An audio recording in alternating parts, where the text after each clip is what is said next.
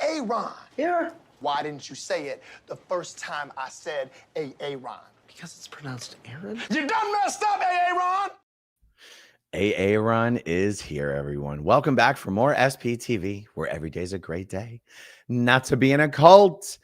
Guys, it's time to come clean about the truth of Natalie Webster and what she's been up to and why she's been missing and what she's been hiding this whole time from all of you. And to have that conversation, here's Natalie Webster. Hey, Nat. Hey. Hey, everybody. And for those that don't know, my channel is Life After a Cult. No matter how many times I tell Aaron, you can't just say Natalie. You got to say Natalie at Life After a Cult. I know, but you're not doing any videos anymore, so I'm on a sabbatical, okay? It's just been a couple months. It does not mean I'm coming back, or you can forget my channel name. All right, hold on. I'm gonna bring it up. And hello to everybody in the chat. It's so good to I'm getting my feet wet again. There's the channel, the dusty old channel. Life After a Cult, Natalie Webster. You can find her there. All right, where you been? What you been hiding? What you up to? What's the truth? Man, scandals left and right.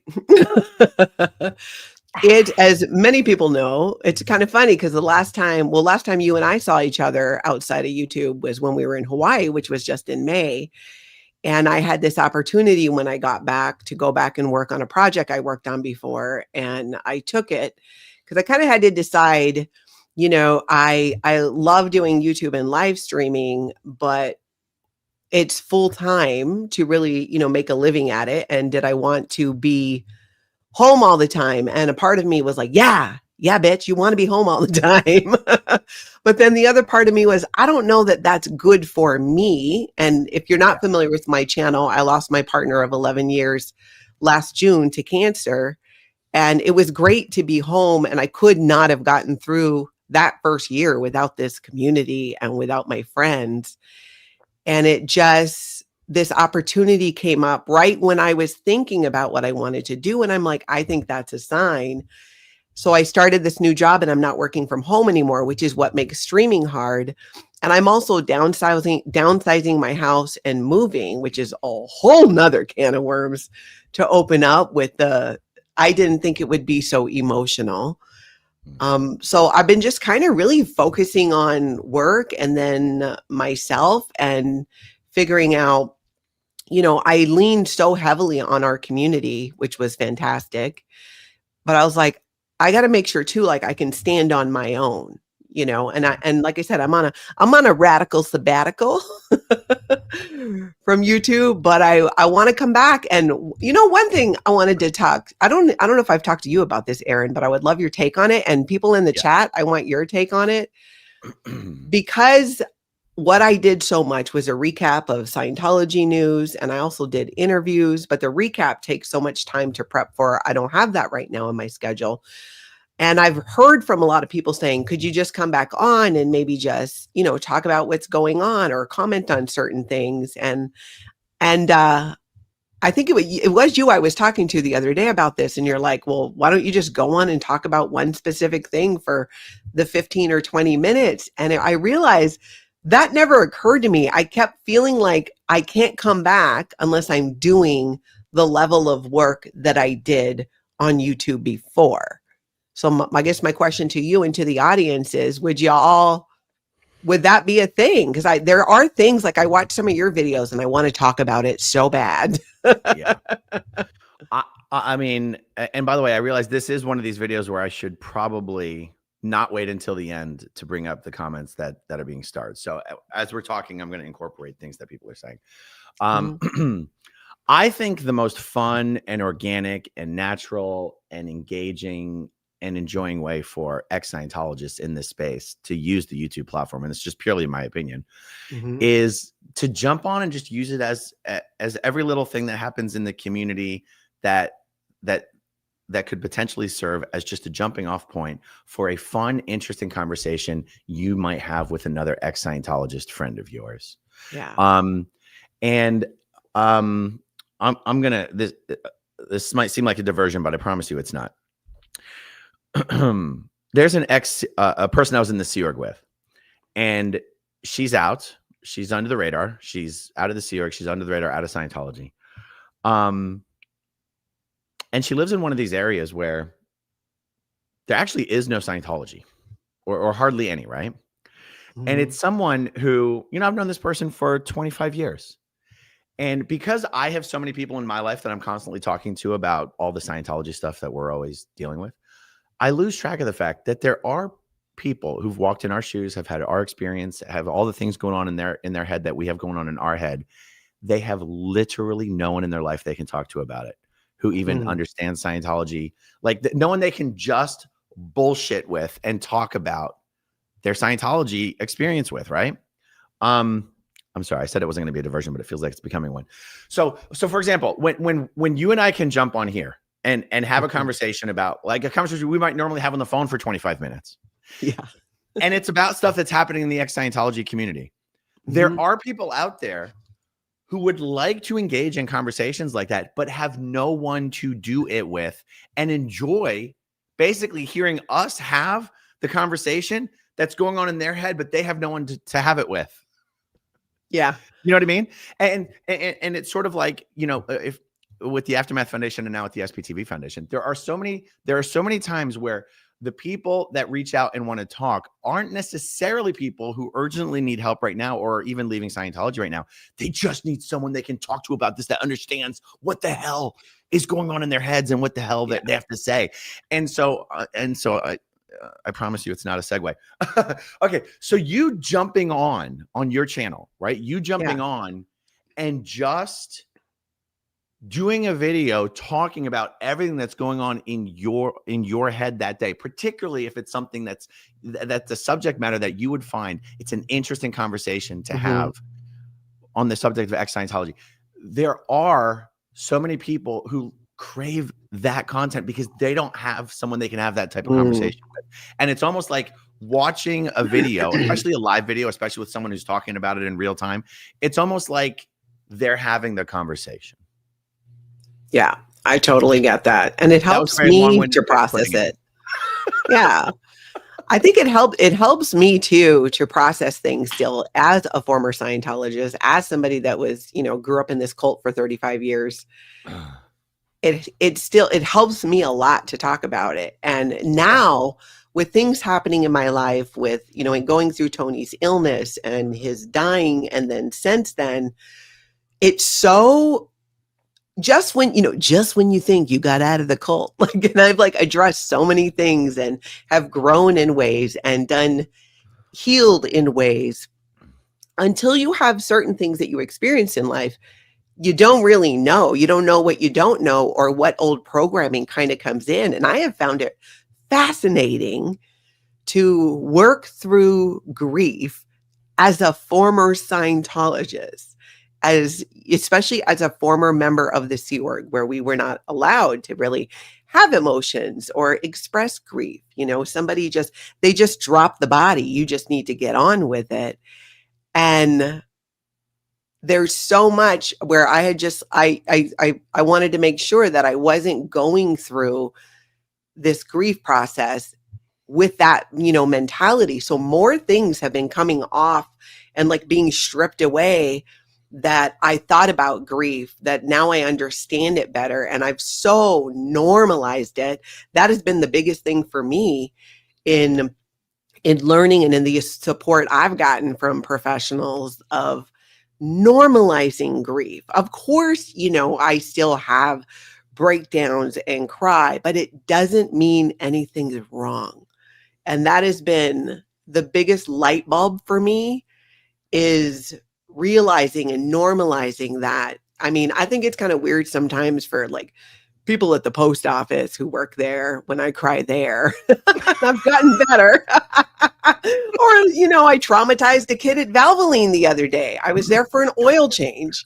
Totally. And then he brings up the account and he says, oh, Tony Navachis. And I just was, I just lost it. And I'm like, I said, I'm okay. I need you to know I am okay. I lost my partner. He died. Let's change the account to my name. And I'm still crying. And this poor kid doesn't know what to do. He's like, I'm sorry, I didn't know. And I'm like, you had no way of knowing. I feel like I should come with a warning label sometimes. But you're fine. And I told him, I said, this is a normal part of grief. And, here we are. But make sure you get my discount because I gave you a coupon. Make sure it's on there. While I'm just like bawling, make sure I get the discount. That is so funny. That is so funny. That is so funny. Do you mind if I ramble on a little bit more about kind of the concept I was just describing? Yeah, not at all. I'm here to ramble. I remember in the early days of me starting to actually hang out with ex-Scientologists here, as opposed to hanging out with real Scientologists, right? Yeah. And there's so many times, because we'd have parties all the time. We'd have people over all the time. Like, it was Hangout Central. There were so many times when we were just hanging out, literally just hanging out in the living room or hanging out in the backyard and whatever, and having these BS around conversations or telling funny stories or asking someone a question about Scientology you always wanted to ask someone. And I remember how fun and enjoyable that was. And I remember also having the thought go through my mind.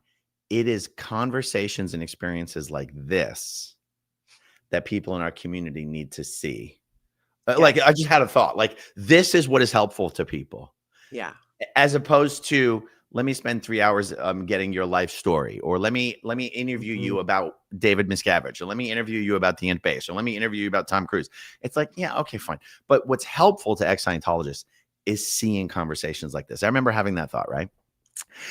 And so then, I mean, you recall, like, some of the most fun times in SPTV is when there was enough people doing videos and enough people who were friendly with each other and enough people who had good energy with each other that we could pretty much at any time jump on with 2, 3, or 4 people and have some sort of fun BS session that felt very, very, very much like what that would have experienced just hanging out in the living room or hanging out around the fire or hanging out in the backyard and having one of those chats. And in my mind, if I'm an ex-Scientologist who doesn't have a lot of people in my life that I can talk to about stuff, I feel like that is the content I'm going to go like, oh my God, I can't wait to see more of that. They're talking about all this stuff I wish I could talk about. And so there's that group discussion dynamic. But the next best thing to that is someone like you jumping on and just having a conversation either with yourself or your audience or your live chat that's almost like that. Here's my thoughts about this stuff that I heard that's going on today. I feel like it's such a rewarding experience, not only from, this side of the camera, but also the viewer side of the camera, especially if you can relate to the stuff. Like, that's what I was thinking. I was wondering what you thought about that as well. That kind of stuff. And and that's so different than you having to come on and do a recap of, the ex-Scientology content for the day, which is interesting, but totally not what you need to be doing in order to come back and have really good, fun, rewarding content, on your channel. Yeah, I agree. And that's part of that for me. It was kind of combating that Sea Org Scientology mentality, right? This is what I did before. This is the formula that worked, or this is the product that I'm putting out. And I know that it's really weird to think that healing from a cult can sometimes be doing less work. You know what I'm saying? For some people, it's like, oh, I just can't get motivated and I can't get anything done. And my tendency, because when things are rough or I'm going through something, my default is work, because that I can do, that is the thing that I can control. And I'm finding that it's not necessarily what I need, that's still part of my Sea Org mentality. Oh, you're not feeling good, get productive. Even growing up as a kid, it was just there's no real boredom, because you're always having to be productive. And I've been finding these pockets of, even though, work gets really crazy, I'm still creating space for myself to do nothing and have this downtime. And it's difficult, not because I was saying to myself, oh, it's because I don't have the time. I'm working like 50 hours a week and I'm downsizing to move. Yeah, that's a lot of time. But you know what the truth is? I wasn't prioritizing it. I wasn't prioritizing my own downtime and it being quiet. I just always, work. I can just work and work and work and it keeps me distracted. But in a way that can kind of delay, I think, healing or cover up things that maybe I don't want to experience those emotions, but I should, because it's another layer of my whole cult life that's just coming off because I'm Right. going through something very different that I didn't go through before. And I completely agree with you. I've had multiple conversations with you and Jenna and other friends on the phone in the last few months. And halfway through, I'm like, oh my God, why didn't we just do a video? Because this is so helpful for me. And I'm seeing a lot of the comments now in the live chat, and it's definitely helping me feel like, okay, this is something that, because again, right, I'm not going to do something that's not needed or wanted, but I think that it is. And I think that I can do that because, again, I was so disciplined in my live streaming 6 days a week. I watched my numbers, I ran it like a business. And so to do it now where it's more not exactly like that is a real switch in how I see it. And I want to do it. And I feel like that's growth for me to do it that way, where it's not all figured out, where it's not planned out, where I don't have all my clips done. Yeah. I don't need to do that to be on YouTube, which I'm honestly saying right now so that I hear that. Yeah. And also, I realized that the conversation was more so far geared towards what you could do on your channel without having to come back with a daily recap. But if you ever just want to come on and BS with me on a video about any of these topics as well, like we do on the phone, we should do that too. Oh my God. Yes. No, You know what I mean? absolutely. Yeah. I think getting back and doing that again will help me get in that groove again. Cause and I feel like it'll be helpful to me. It's like when we were in Hawaii, we talked about like, I felt like I just needed some time to just have more quiet time, Yeah. by myself to kind of stand on my own 2 feet and go, okay, what do I want? Because that for me is a really difficult question because as someone who, again, growing up in Scientology, you spend your entire life being told what you want. You want to be a productive Sea Org member. You want to save the planet. You want all these things. And now it's just me and I'm living by myself, which I love. I miss Tony, but if Tony's not around, I'm gonna live by myself. I've been enjoying it. And I remember before he died, he's like, you are going to love it. I'm like, love what? He's like, living by yourself. I'm like, what the hell makes you say that? He's like, I just know you. And I know that you're going to appreciate having things left where you left them and a clean house and all these things, but also just having that kind of time and space to it completely rewires your brain and changes how you think when you're not, partner focused. I've never lived as just me. I've always had kids or I was married, or had a partner. Tony and I were together for 11 years. Now, for the first time in my life, it is just me. And it's my brain has not wired for that. And I'm figuring it out. I don't know still what I like. I don't know what kind of toothpaste I like. I've always went with the toothpaste that Tony wanted.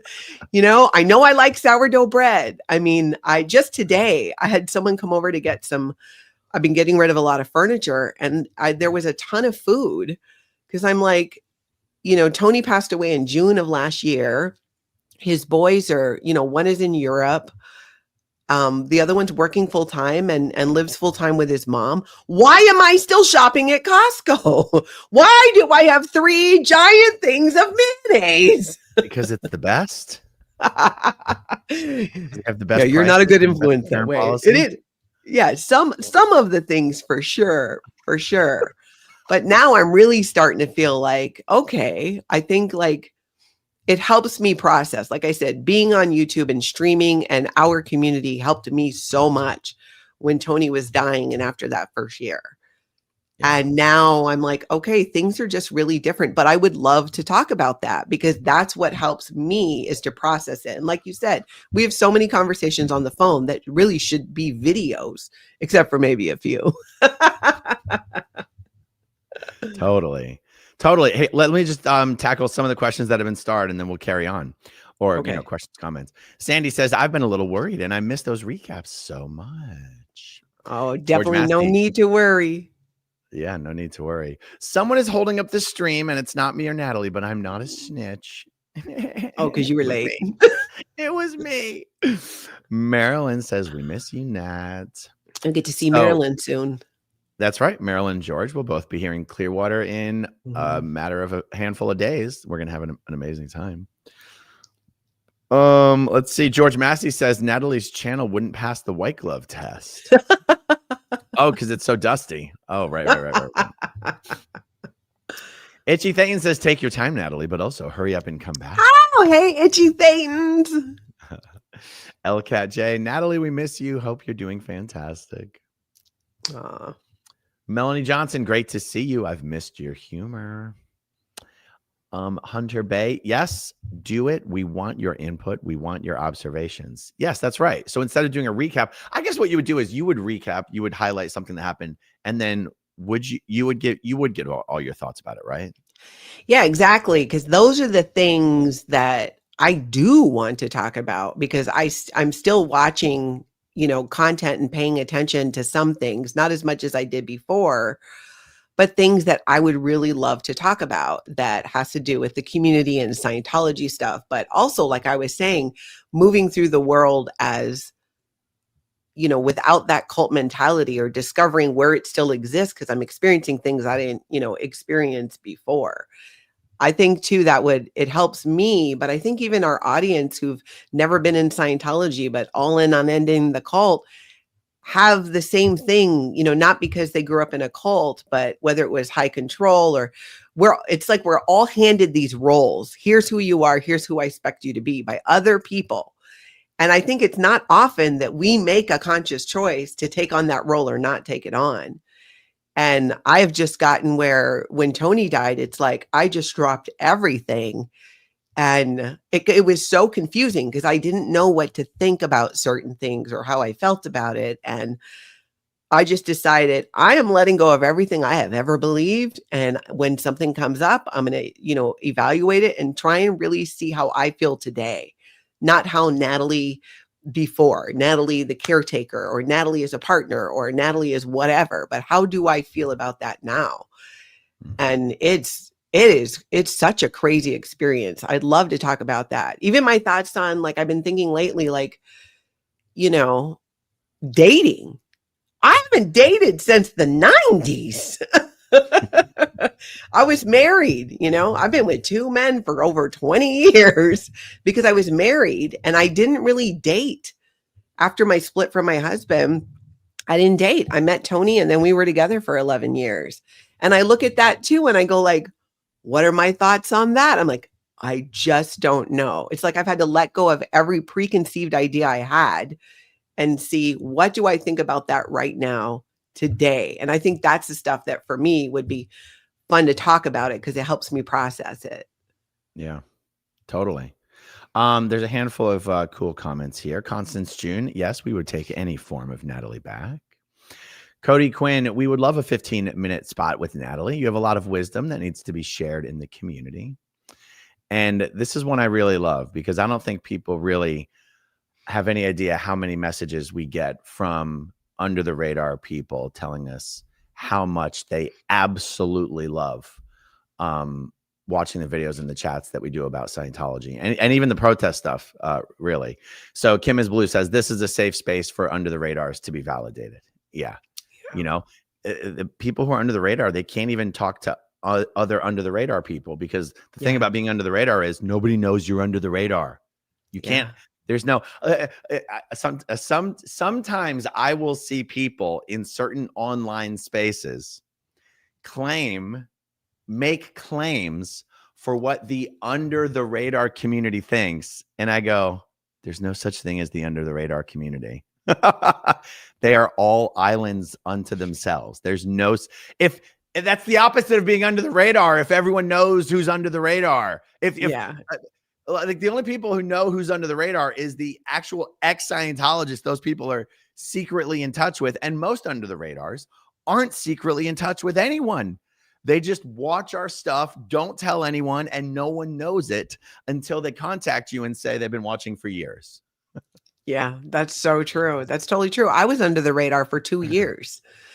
And back then there wasn't YouTube like it is today. I don't even know if there was YouTube. It was, I don't know when YouTube came out. No, YouTube was probably around, but it was message boards. You know, it was the ex-Scientology message boards. It were things like that. That's where I got my information. That's where I realized, like, oh my gosh, I'm not the only one who saw these things. I'm not crazy. Because being in Scientology, especially when you want to leave, and I think it's this way with any high control group, it's so gaslighting because you're finally waking up to the fact that none of this is real. It's just bullshit. And we've agreed to it. So we all, you know, in the Sea Org, like that, we normalized writing people up. And I know you were the king of the knowledge reports. Mm-hmm. Just be a champion. Yeah, but you know, we normalize it as that's like normal behavior. And even when we go out and we leave and you get into the world, it's almost like, I feel like even outside of Scientology, there's so much we do in life that I don't think we stop and ask enough. Why are we doing this? Why are we going along with this? Is it what we want? Is it what you want? Or is it what somebody handed to you and said, this is who you are. Here's the role I want you to play because it's going to make me comfortable. Right. And I'm just questioning all of it. Yeah. A few more here. Force of delightful nature. I imagine that some of those people don't want to be in front of a camera. So hearing your conversations is helpful and validating. Absolutely. Yeah. LCat J, Natalie, just record a video where you're reading a bedtime story because your voice is so soothing, or read the phone book. We're good with that too. Okay, let's see. Dave's Deep Dives goes, how have you progressed with your DIY journey? Like when you were making the little staircase barrier. Oh, well, let's see. I definitely do more things for myself because it's, you know, I mean, Tony did everything. I didn't even hang things on the wall. And, you know, so I've done a few things. I'm not a master at it. I am downsizing to an apartment because I cannot with the lawnmower anymore. I learned how to use the lawnmower. I hadn't mowed a lawn in 15 years. So I had to chat GPT how to use the mower. And then I ran out of gas recently for the mower. So I'm just done mowing because I don't know. I'm going to go get gas. Where is it? The regular gas? What kind of gas is it? I don't know. Yeah. So regular. I'm just hoping it is regular gas. It's not a special gas. No, the same gas you would put in your car. So you just go to the tank and put it in the thing. So usually you get a gas can, like one of the I have a can, little gas containers. Yeah, and you just fill it up. Okay, well then maybe I'll get a little bit more gas. Yeah, stuff like that. I'm like, I just don't, you know, but yeah, I'm finding my way with that. I figured out how to do a few things, but that's again why I want to downsize into an apartment. I don't want to snow blow. I don't want to go through one more winter. And I'm moving probably in November, maybe end of October, but for sure November. I've already got the place picked out, y'all. I'll have to show it to you. It's on the top floor in a corner unit. It's got kind of a nice view. I'm like, it's been a long time since I've lived in an apartment, but I just keep thinking, I don't need to mow. Don't even get me started on the freaking snakes and the mice. Yeah. It is mice season again. I live on a marsh. It got cold in Minnesota. It's warm now. And I don't know if you follow my channel, you might remember last year where I had to deal with mice for the first time. And it happened again, same time of year. And I was like, yeah, no more living on a marsh unless I'm 4 stories up. But I had to figure it out. But I've gotten help too. In fact, one of my friends who picked up some furniture, I'm like, hey, there's a mouse in a trap in my garage. Could you get it? Like, I am terrified. And I'm like, why am I doing this? Why do I, it's like, I don't want all of this, but I felt like, well, I needed to, and I'm like, no, I don't want to deal with that. I'm not dealing with these snakes in the spring, all the garter snakes that end up coming in my yard, because apparently it's where they all breed. The yard or the house? My yard, the front yard. Now, none of them came in the house this year. I was going to say, if I was living where you live and there was one snake in the house, I would burn the house down and move immediately. I would not deal with that. But snakes in the yard, okay, fine. Even in Florida, we see snakes here sometimes. Yeah, but I'm talking now. There were way less this past spring, but there were hundreds. Tony would catch hundreds. This wasn't just like, I don't interfere. I don't mess with nature. That's where they live. I'm not like going where the mice live and trying to mess with them or the snakes. Be in the grass all you want, but I'm sorry, you cross my threshold, you come up my stairs. No, I'm going to stand on business about that. Like, no, you got to go. No, I said, and it's just traumatizing. Mice in the house, you call the pest people. Snakes in the house, you just burn it down. That's my. Yeah. You move, you burn it down. Yeah. Izzy B. Angel says, miss you, Natalie, and a quick live check-in would be amazing. Yeah. And Kim is Blue says, does Jamie know that you're considering dating? Jamie could be my son, number one. Or it could be your daddy.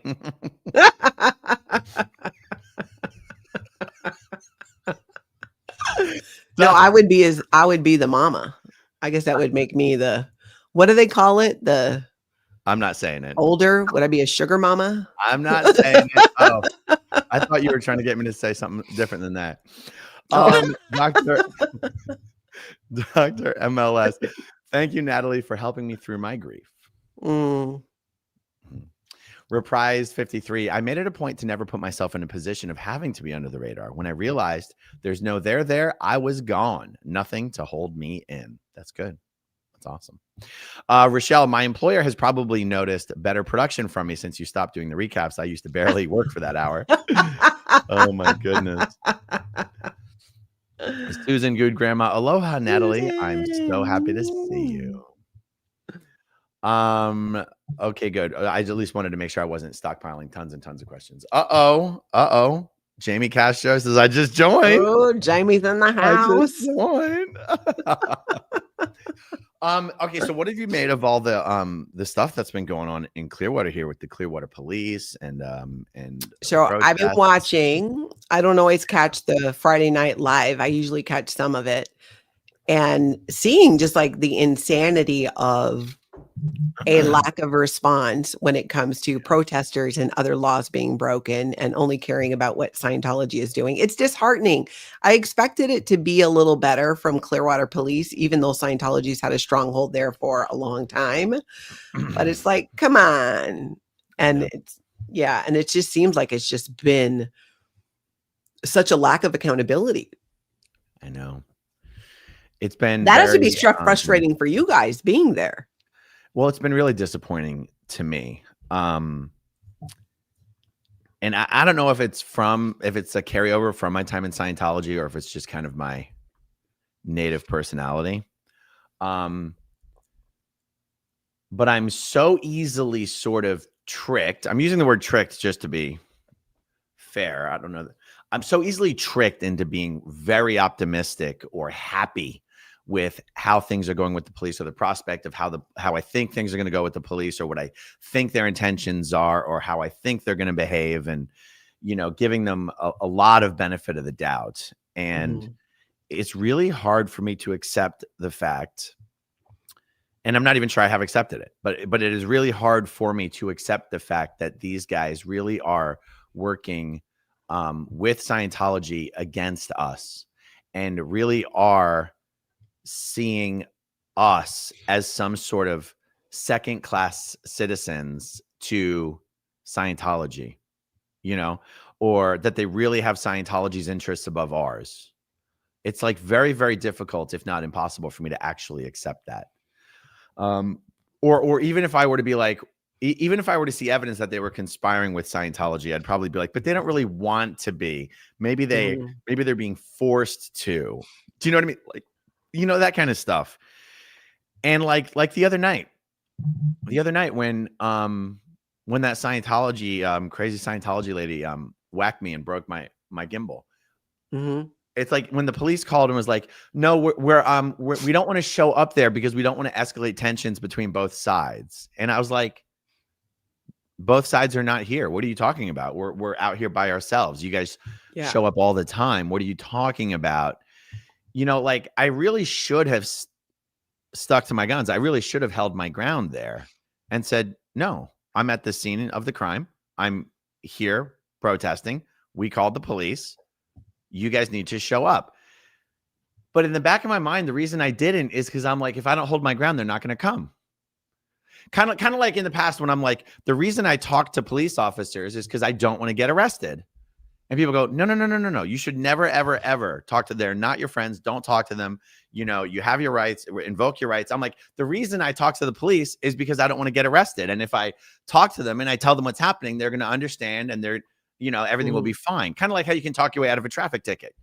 Yeah. I think it's a smart idea to be nice, kind, and cooperative to traffic cops. I've talked my way out of at least a dozen traffic tickets, but it's like, but that cop's not going to arrest you. That cop's either going to give you a ticket or not give you a ticket. Whereas in a criminal situation, you can be arrested or not arrested. And I'm like, well, getting arrested was stakes higher than I was willing to take. I don't want to get arrested. So I would always, always, always talk and cooperate with the police and answer any questions and be fully transparent.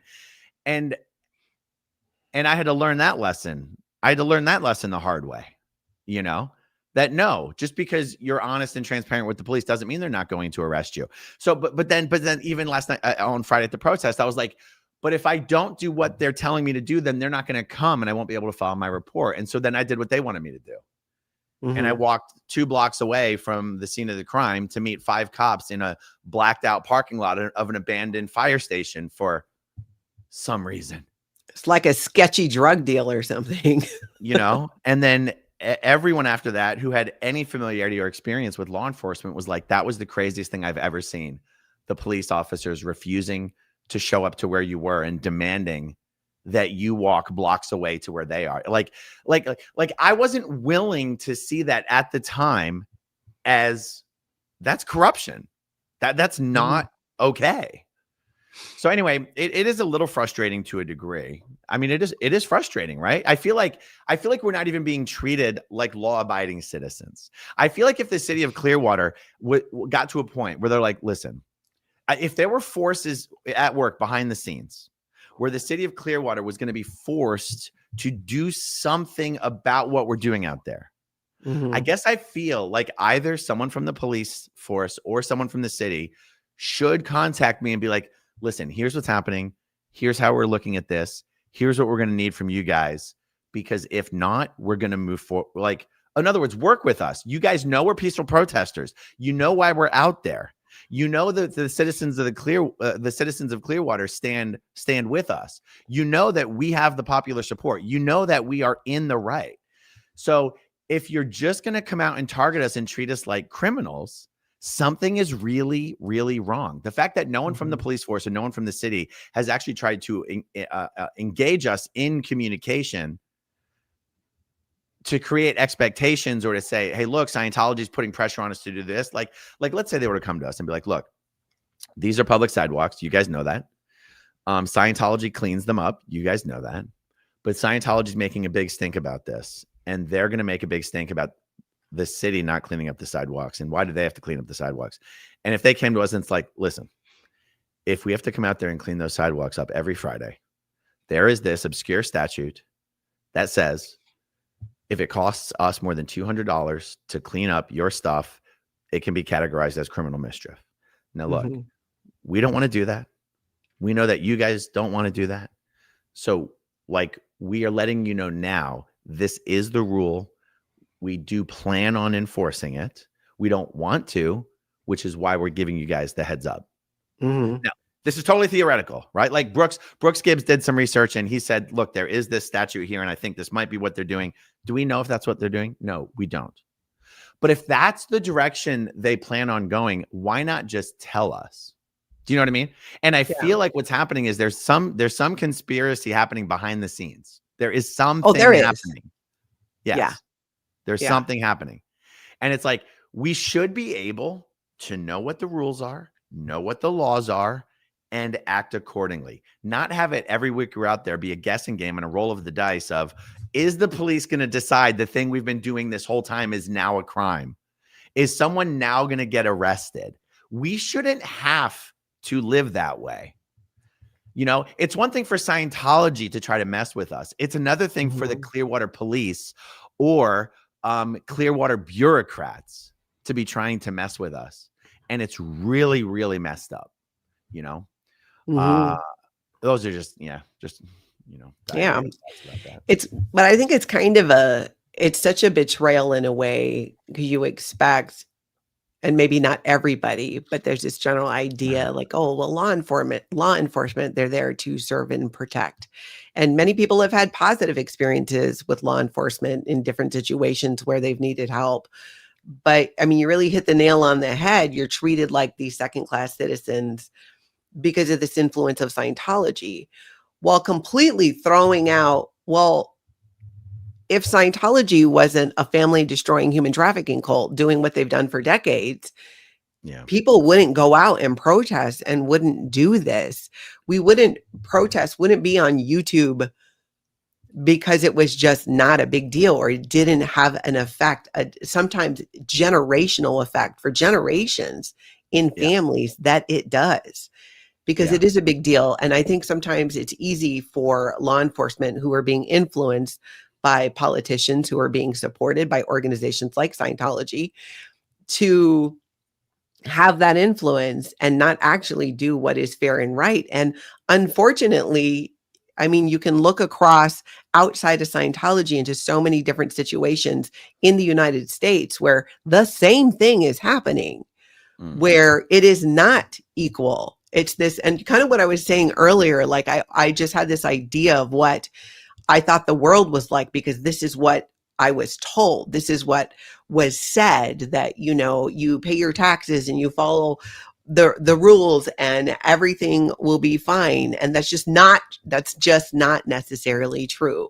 There are all of these injustices and things going on. And in this situation, and that's a major deal. And what message does that send to people, not even former Scientologists or Scientologists currently being abused in that organization, but other people who went through an abusive situation or a high control group, that, well, what you think doesn't matter. Your voice doesn't matter. You're going to be bullied by the police, where you can't freely express yourself and protest.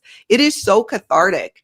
It's always emotional when I've gone and protested before, but it's always felt good to be able to just be out there and say whatever I want to say. And there's nothing that they can do to control me. That's the biggest thing that I get out of it, is I get such a kick out of that. Exactly. And, you know, it just occurred to me, like, here's a message to the Clearwater police. And maybe I'll publish this as a segment. Here's a message to the Clearwater police. When we're out there protesting Scientology, we are not doing some sort of a First Amendment audit of the Clearwater police. We are not out here to test the Clearwater police. We are not doing First Amendment auditing. We are protesting Scientology. Our intention is to know exactly what the rules are, exactly where the line is, and go right up to it and not one step further. Where interactions with the police have gotten escalated is when the police have shown up already with a highly confrontational, argumentative attitude, like we're doing something wrong or they're doing us a favor by not having already arrested us. Okay, then the attitude that we are there to demonstrate towards Scientology now gets temporarily redirected at the police officer who is acting like he's there working for Scientology, instead of acting like he's there representing just the law and the citizens of Clearwater, of which we are citizens of Clearwater. So my point is that, like, it's not offensive to us if the police show up.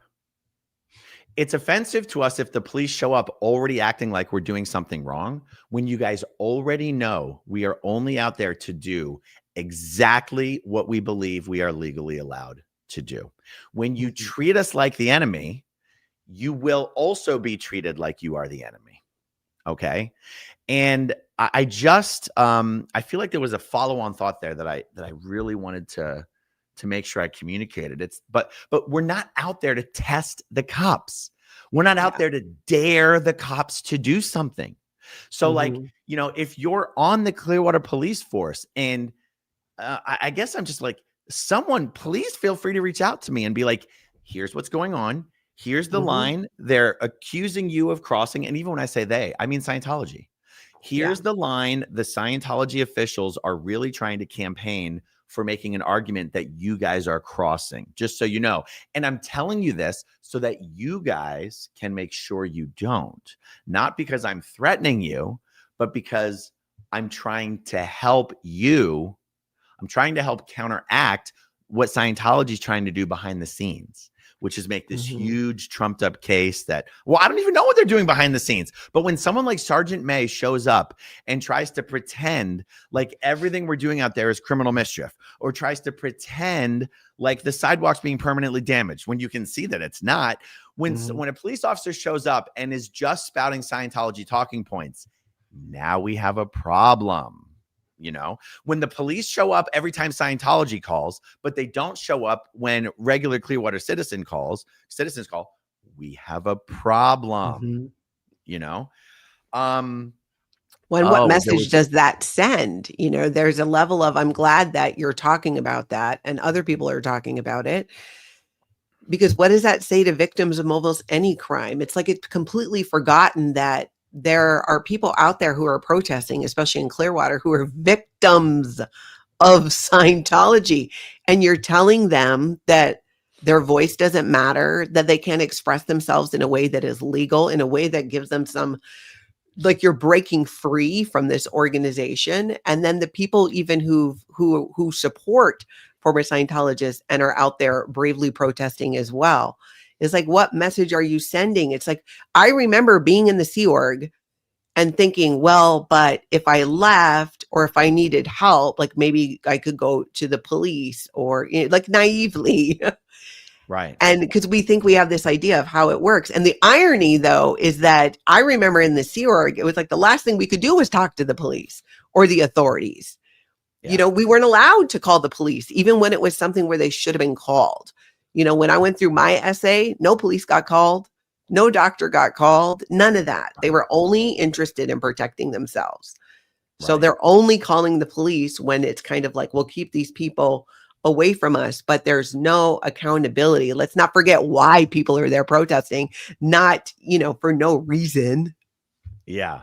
Yeah. It's funny because, well, I'll tell this story and then I'll try not to remember the point I was about to make. Jenna had a really funny proposal, but it's a proposal that we could only act on if someone was prepared to get arrested to test it. And that's where it becomes like, is that where we want to go? Because are we going to allow ourselves to get distracted off of protesting Scientology? Because now we're essentially becoming First Amendment auditors for the police when it comes to chalk and water laws. You know what I Mhm. mean? And so if I was prepared to spend days in jail and wasn't worried about, having to spend more money on attorneys, I would do what Jenna's brilliant idea was, which was, all the times that Scientology dumped thousands of gallons of water directly at us on the sidewalk, and the Clearwater police basically said there's nothing wrong with that. Okay. Well, what if we went outside the entrance of the police station with 25-gallon buckets of water? And every time a police officer walked in or out of the building, we just dumped the bucket right towards their feet. So they had to right towards their feet for no other reason than to direct the water at them. And then we'll make the argument, well, wait, it's just a sidewalk. And Mhm. well, I mean, it's just your feet, it's just your shoes. What's the problem? Let's see if the police call it a crime when someone's doing it to them. Okay. The other Mhm. example, when I tried to file an assault complaint against Dario Barcanas, the Scientologist who threatened me with physical violence, a credible threat of physical violence while being furious in my face at the street party. Officer Frost said, and with Sergeant May next to him, he said, if you walked up to me, you, Aaron, me, police officer, if you walked up to me on the sidewalk, as close as you are to me right now, normal distance, and said, I am going to beat your ass. He said, that is not a credible threat of violence. I was like, what are you talking about? He goes, now, if you walked up to me and said, I'm going to beat your ass with your hand cocked back, now that's a credible threat of violence. I go, interesting. Sounds like bullshit, but I don't think I'm going to win this argument because your opinion trumps my opinion. And Jenna's like, well, maybe we could test that.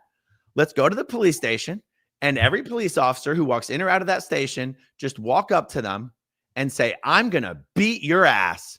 And just wait for one of those police officers to accuse you of assault, because I promise you they would. And I go, that would be a damn good experiment, because, well, I was going to say, because we already have them on film saying that's not a credible threat of violence, but we don't have them on film because I was just chatting with Officer Frost and Sergeant May outside the police station.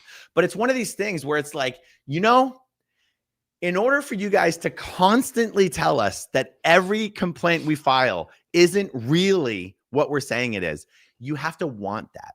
Like, that's my opinion.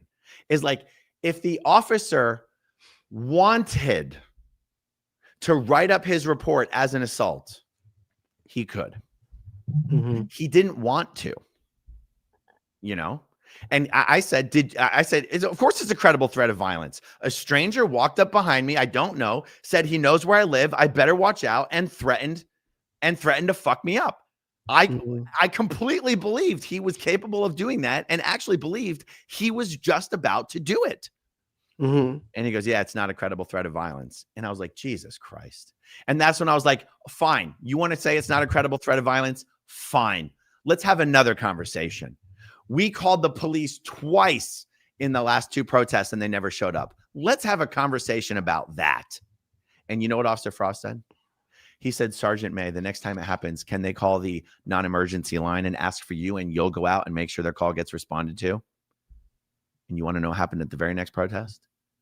What? Sergeant May showed up and accused us of criminal mischief and said he was investigating all of us for a crime. The same sergeant that I was just told was going to be the one to make sure our calls got responded to, all of a sudden shows up to say that all of the talk we've been doing this whole time is actually criminal mischief and part of an ongoing criminal investigation. What are we supposed to think is happening over there? Yeah, I think that that's part of Scientology's plan, is to use a Scientology phrase, a games condition between protesters and the police. It detracts, it takes the attention away from Scientology.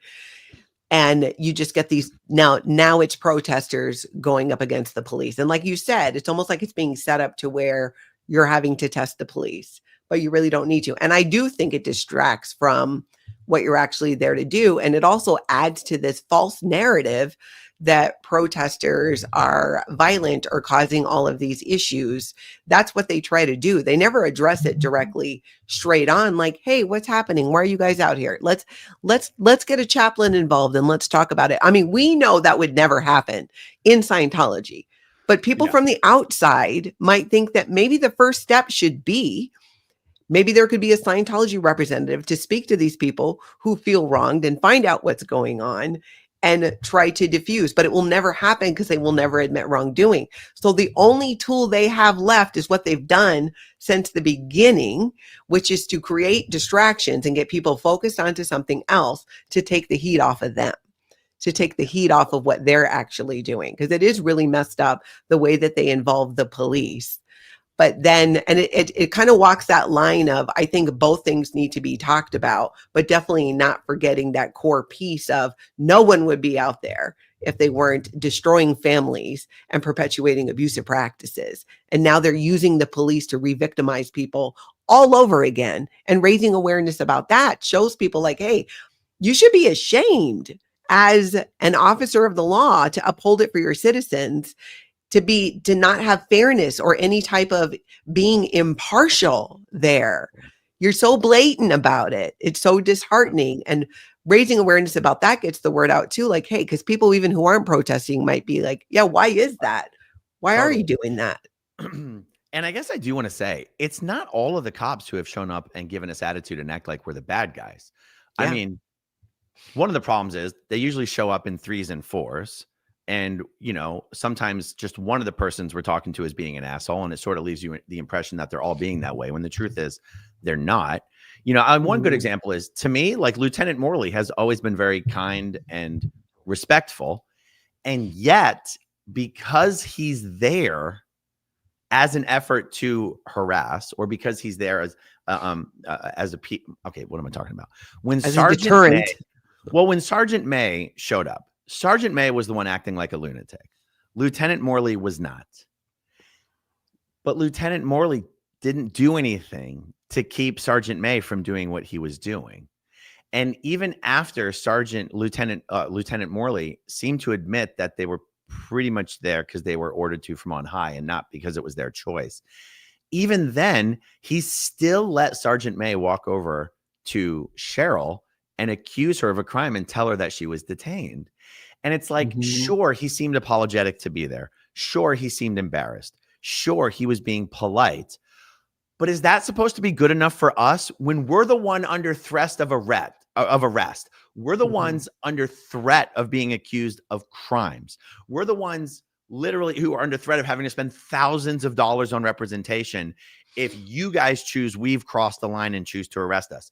You're being nice, you're being kind, you're being patient. But what you're not being you're not being transparent.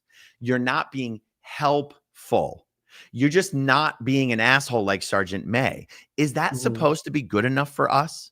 So, I did a video where I clipped the part of the videos where Lieutenant Morley seemed to admit that they were basically getting orders from on high to criminalize what we were doing. And as I was, taking my clips and doing my video, there's a part of me that felt bad about taking clips from an officer who seemed to be the least bad officer out there and highlighting him in a way that might perhaps get him in trouble with his superiors. And I'm like, am I hurting the one cop out there who feels worst about being out there? And I had to tell myself, it doesn't matter. It doesn't, like, that the bar needs to be higher than that. Like, we need to know that the police are our ally, not just happy that this one didn't want to arrest us as much as the other one. Yeah. And it's like, we have no open communication with the police force. Scientology has open communication with the police force. Why does Scientology have more rights than the rest of the citizens of Clearwater when it comes to their communication with the police? It is not okay. And, when I called the police, when Jamie called the police for me on Friday night, Lieutenant Morley was one of 5 officers who showed up to stand around and watch another officer take my police report. Why were they all there? What was Lieutenant Morley's role? He was nice, he was kind, he was respectful, but he wasn't transparent. He wasn't communicative. I mean, he shows up and he says hi and he shakes my hand. Okay, good.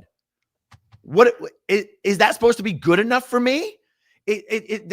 Everything that's happening still looks like you guys are conspiring against us. And it's almost like if someone wants to come and say, but Aaron, that's not really fair. You don't know that that's happening.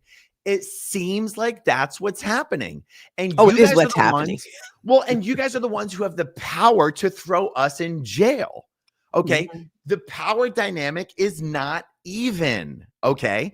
So if it seems like that's what's happening and you guys have all the power and you don't answer our questions and you don't show up and you tell us we have to come and meet you and you show up in force and you're not talking to us, the onus is on you to make us feel like we're not in danger, and that's why you guys get the reaction from us that you do. I am not anti-cop. I'm not even unfriendly to cop. I'm unfriendly to people showing up and treating us like we're the fucking bad guys when we're out there protesting the human trafficking cult we were born and raised in. So stop treating us like we're the fucking bad guys.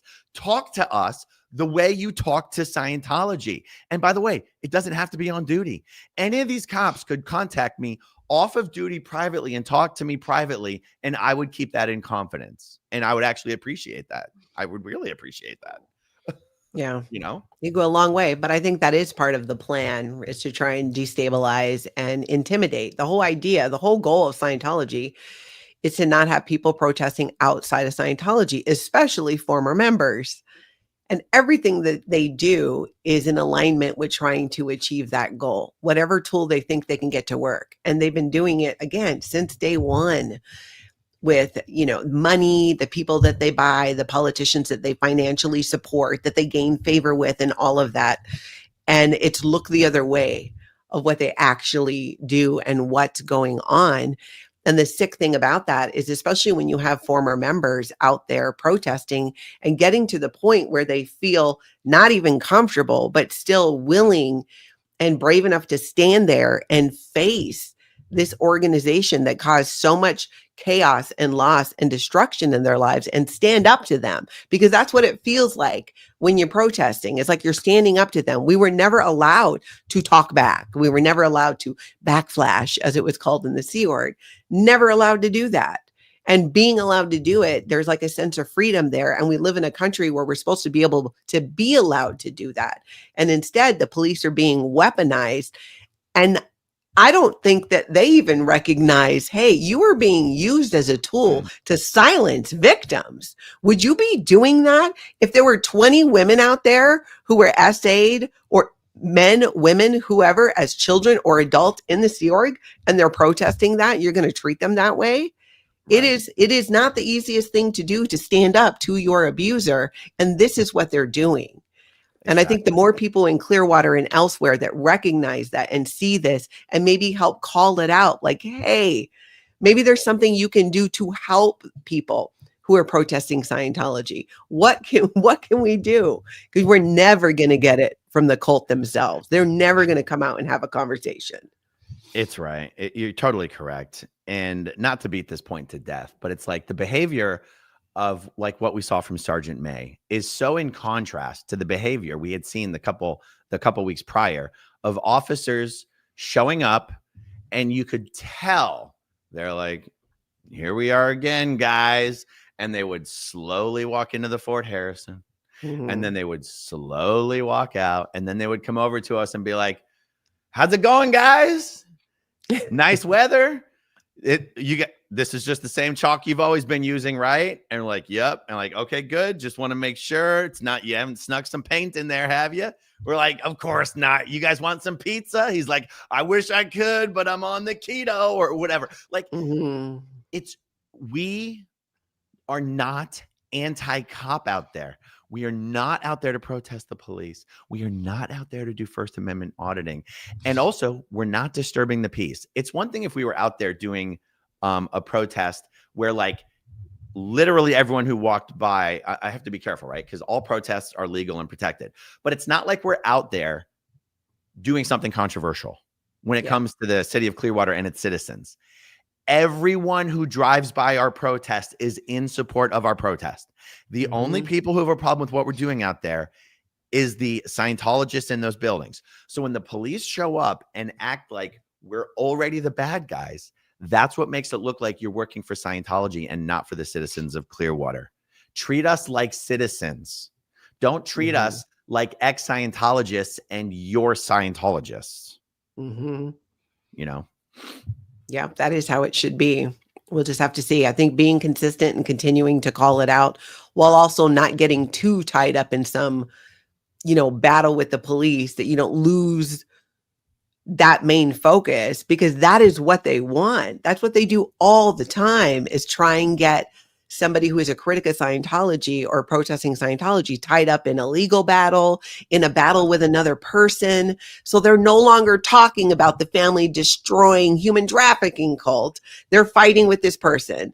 They're fighting with the police. They're in court dealing with this or that. And that is their whole plan. It's what they've always done, is they want to drive people by pushing those buttons of injustice. Yeah.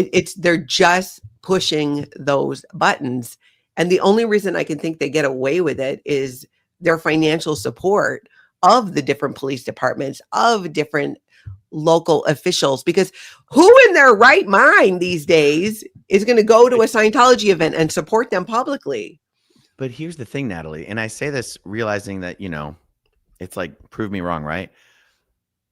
Other than the handful of police officers that work extra duty assignment at Scientology properties and events, I have no knowledge neither knowledge nor any suspicion that there is some other flow of money from Scientology into the Clearwater Police. Unlike Hollywood, where literally Scientology does an annual fundraisers for the Hollywood Police, the PAL, whatever it is. Like literally in Hollywood, Scientology cuts a giant check to the police department every year. Yeah. That does not exist in Clearwater. That does not happen. That's why when I see police officers acting that way, like Sergeant May did or like Lieutenant Baginski did, I go, what is going on here? Why are you treating the protesters the way a Scientologist would treat the protesters? Everyone else in Clearwater loves what we're doing. Mm-hmm. The police are not Scientologists. Yeah. And again, just to repeat myself, not only are they not Scientologists, but other than the handful of officers who work extra duty assignments at Scientology events, the police force does not get money from Scientology. So this is where but feel free to call me naive or ignorant or whatever, but it's like, I truly don't understand where the anti-ex-Scientology sentiment comes from these officers. And I know people about corruption, but it's like, but where's the corruption? Do I really think someone's being do I really think Sergeant May or Lieutenant Baginski is being handed an envelope of cash? I don't believe that. I just don't. I refuse to believe it. It's so easy for people to say that on the internet, but I truly don't believe it. Yeah. I think maybe they're not being handed envelopes of cash, but they're getting something. Humans, we don't do something that we don't, and especially when there's pushback or it's hard or it creates conflict, we don't pursue it unless we're getting something out of it.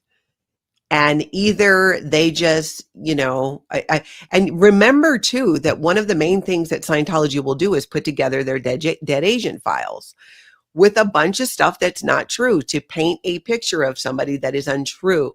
And they are no doubt doing that with the police, this Aaron Smith-Levin guy. And then they have all these dead agent points on there, which is going to create negative and combative feelings towards that individual. So they no doubt are doing that. Maybe I'm telling you, they've done it since day one. Maybe it is that simple. They're sharing enough black PR info about us with the police that the police certain officers simply don't like us. Exactly. Because of what they've been told. If you were told that somebody was XYZ and all these negative, horrific things, and you saw them out in public being a nuisance, even if it was an organization you didn't care about at all, you would have negative feelings about that person and feel like maybe you needed to protect society from that person. Yeah. And that is the very first thing they do is they safe point and they use their dead agent packs and materials. They've always done it. So I guarantee you they've done it. And there's a file on every protester, but not everybody in the police department buys it, but they only need key decision makers to believe it. Right. There are Clearwater police that I will just say, no, are fans of this channel and what we do here in general. Maybe they're worried that if they speak to me privately, I'm going to accidentally leak that in a video or something. It could be. Yeah, it could very much be because it's their job. They might feel like their job is on the line or feel that they don't want to go up against their boss. They don't want to create conflict. They're getting involved with money. I mean, no matter how charitable and I strive to be, there will always be people who literally do think this is the answer. And the thing is, it's like if I was in a position of authority at the police department, I would be very aware of the fact that this right here is what people believe is actually happening. And it is impossible to convince people that this is not what's happening, that it really doesn't come down to cops being given envelopes of cash from like Scientology's front group, Citizens Commission on Human Rights. Because Natalie, CCHR is where Scientology does that type of dirty work through. right? Yeah. And if I was in a position of authority at the Clearwater Police, I would be aware of the fact that it is not impropriety you have to worry about. It is, in fact, even the mere appearance of impropriety that you have to worry about. Mm-hmm. And that I would Yeah. order and train my police to never, ever, ever take a hostile position against an ex-Scientologist or a Scientology protester just because they're out there. Treat them Or with Scientology. well, they already don't treat Scientology with hostility. That's the thing. They look Exactly. like they're But in I'm Scientology's saying, I pocket. bet that's part of it because they're afraid of lawsuits because Scientology is so litigious that they don't want to be sued by Scientology, who they know have the money. Because what does Scientology do? They play the religious discrimination card all the time. We're being discriminated against. Look at all the people that we help here. We have these literacy programs. We get people off drugs. If you believe all of their propaganda, then yeah, it would create a feeling. And then you're fed all this information about how horrible and criminal these protesters are. Then yeah, it's going to create that conflict. They don't do it because they're not getting something out of it. And if it's not envelopes of cash, which it could very well be, it's other things. Remember how they used to use Kirstie Alley and John Travolta? They would invite the police over, they would invite them to gatherings, they gave them access. They had access to Scientology celebrities. Why do you think they don't do that with Tom Cruise here in Clearwater?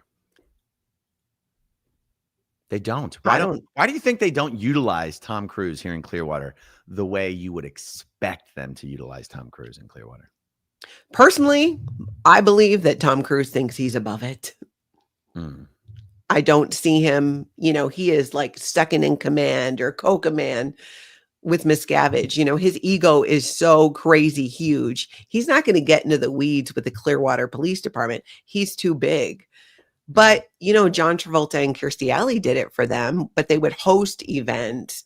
But I also think that Kirstie Alley was more that type of person. And I think John Travolta too, where, it was the whole, you're in a, this horrific cult that you're supporting, but they really believed that they were helping to safe point Scientology with the police, that would benefit mankind. That's why they did it. I don't think that, I've never seen Tom Cruise get into the weeds that way. I mean, can you imagine media wise? And today, remember, it's a different time too. They were doing all this stuff again, pre-live streaming, pre all that. And today it just doesn't work the same way. And for all we know, it's people who are Tom Cruise adjacent who might be inviting them. That just Friday night, they had all those people there for dinner and dancing. And it sounds like most of them knew Scientology's a family destroying human trafficking cult, but you're going to go eat their freaking steak anyways. What are you saying to the victims when you do that? Oh, they provide a lot of dancing. To me, that is bullshit and what needs to be called out too. Like, open your eyes, Clearwater. What are you doing? I know. I wanted to comment on this. Can we start a fund for the SPTV Foundation to hire their own Clearwater police officer for protection during protests? Remember, the SPTV Foundation is distinct from my channel or SPTV. But the thing is, in order to hire a police officer for extra duty work, you actually have to be on a list of approved organizations to hire that person, hire an officer. And anyway, I just wanted to comment on that. So it's not a matter of money. It's not a matter of money. Yeah. And, the Growing Up in Scientology YouTube channel is not an organization, and SPTV is not an organization. And the SPTV Foundation is not the entity putting on a protest. You know what I mean? So there's not really a pathway to doing that.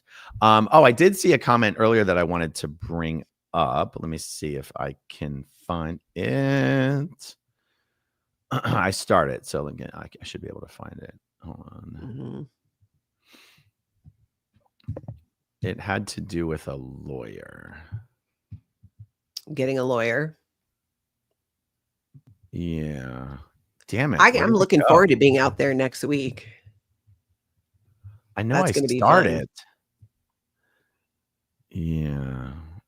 Okay, hold on. Does George still have my protest sign? Which one is that? I hope so. The one I used last time we went protesting at Flag. It was like, what did it say? Oh, it said a bunch of stuff on it. Kai made it for me. I think it said like my channel, and like I was, in this cult for 35 years, love for 3 generations of my family. It was like a large, I could wear it around my neck so that I could hold onto my gimbal. Oh, Kim is Blue says it's gonna be Um, hot. Okay, so Jen says the police that are helping me will be sending the information directly from Clearwater's bylaws so that we will have it in our hands and show them when they show up. Hopefully, I'll have it all before the protest next week. That's awesome. Okay, so somebody had asked the question of why don't we basically get a lawyer to be out there with us? And it's like, anyone is free to volunteer. Yeah, like come on out. if you're a lawyer and you want to come out there and help us interface with the police when they show up, feel free. But we're not spending money. It already costs a certain amount of money just to, get pizza and waters every week. We're not. It's the 80-20 rule, right? You accomplish 80% of what you want to accomplish with 20% of the work. I'm not going to do 80% more work to get 20% more gain. So everything we're doing out there has been absolutely fantastic. We're not now going to spend money to have a lawyer come out with us. So if some local lawyer wants to come out with us because they want to actually join us and be a part of what we do and help the effort, open invitation. That's basically my only and maybe a lawyer would like to talk to some of the former victims of Scientology as well. It just blows my mind. I think about whether it's public officials in Clearwater or the police, and like, how do you go home to your family? Would you let your daughter or your son into Scientology? You want to protect Scientology? Why don't you bring your kid in? Why don't you bring your kid in for personality tests? Do some auditing. Why don't you let your kid join the Sea Organization since they need to be protected so much? I mean, if it's not a problem, if it's no big deal, why don't you go do some courses then? They know that's the frustrating thing is I think a lot of them know. So there's obviously more pressure being put on them to look the other way on this stuff and not get involved and to actually target people who are exposing it. Yeah. I feel that the orders that have come down, and again, this doesn't totally explain everything, but this is part of my gut feeling. I do believe that the Clearwater police know Scientology is full of shit when they call, because you realize they've called 911 on like 200 times this year. Someone sent me the FOIA records. I already know from what some police officers have told me that they don't bother showing up 90% of the time. My fear is that because Scientology has turned this into, what Scientology would call a games condition. Yeah. We have been lumped into the orders for the police not to show up. But the point I tried to make to Officer Frost and Sergeant May is that's fine that you guys have your orders and that you don't show up 90% of the time. The problem is it's Scientology who's calling 90% of the time. So what really happens is the 10% of the time that you show up, it's 100% of the time for Scientology. And it's 0% of the time for us. You've lumped us into the ignore all of the bullshit orders when we were never the ones calling you in the first place. So the few times that we call you, it's always for legitimate reasons. But because you're not showing up 90 to 95% of the time, you show up for us 0% of the time. We weren't the ones abusing the system, but we got thrown out. We were the baby that got thrown out with the bathwater. We're the baby. Yes. Don't throw out the baby. You take care of the baby. You nurture the baby. Someone go get the baby. And a towel. Someone clean off the baby. I would say though, as much as it's I get, and you are completely right to be outraged about this. It's like, just make sure everybody still continues to pour the coals and put the pressure on Scientology, because ultimately they're the ones pulling the string. And frankly, I am embarrassed for whether it's local politicians there or the Clearwater police who are not seeing this and are allowing themselves to be gaslit into believing they're doing something for good. And Scientology is really, really good at that. They convince us to sign billion-year contracts to save the world. They're really good at convincing you that what you're doing matters. What you're doing is what's going to make change. What you're doing is going to change the planet. It's going to save people. They excel at that. That's the whole cult thing. And the Clearwater PD doesn't seem to recognize you are under cult control now. You are being controlled by a cult. That is like that's so apparent. Like you were being controlled by a cult. You do know this now. So fine. Don't show up for people. Don't be supporting the protesters. You're going to be combative, but at least recognize and understand that you're doing it because Scientology is controlling you through their mind control, by using their dead agent packs, by doing all the things that they do and they've done since day one. And they are so excellent at it. Yeah. It's why they're still around. They know how to play this game, and their goal is to drive people into apathy. So they think it's just, well, we're not making a difference, so I'm not going to bother. That is the whole goal, to make it feel that way. But the truth is, when they're pushing back that hard, it means it is making an impact on them. They have to go running to the police and pretend to be these victims and hide behind these beautiful buildings and this facade, which is all tits on a trough because it does nothing. It's all fake. It is so North Korea down there. It's not even funny. And now the police are falling for it. You're under cult mind control, sir. Yeah. Somebody better call Rick Ross. Get a cult expert in there. The police need to be deprogrammed. Let's talk through this some more, because I have some more thoughts on this, and I want to talk it through. I want to chew on this. So, like, the same, I'll say, human natural reaction and trap. I'm calling it a trap, but yeah, that I naturally fall into when a police officer shows up already confrontational. Mm-hmm. Like, my reaction is a natural reaction. But police officers are also human beings with natural reactions. And I know it's easy to say they should be held to a higher standard, and they should be. And it's easier to say they're the ones who chose that job, and they did. And it's easier to say that they have a certain professional responsibility, and they do. But they are also all humans. And so my point here is, as much as I guess I justify my natural emotional reaction on how I respond to and speak to officers who show up already confrontational, I am at least aware that officers who then get treated that way by me and others with me, it's hard to blame them for also then continuing to escalate. Now, here's the thing. I say it's hard to blame them. I know that professionally speaking, it is their job to de-escalate. I know that professionally speaking, they're the ones who chose this difficult profession, and they do have a professional responsibility to control their emotions and reactions and conduct in a way that is different than our responsibilities as citizens, right? Like, I do understand there is a higher professional standard.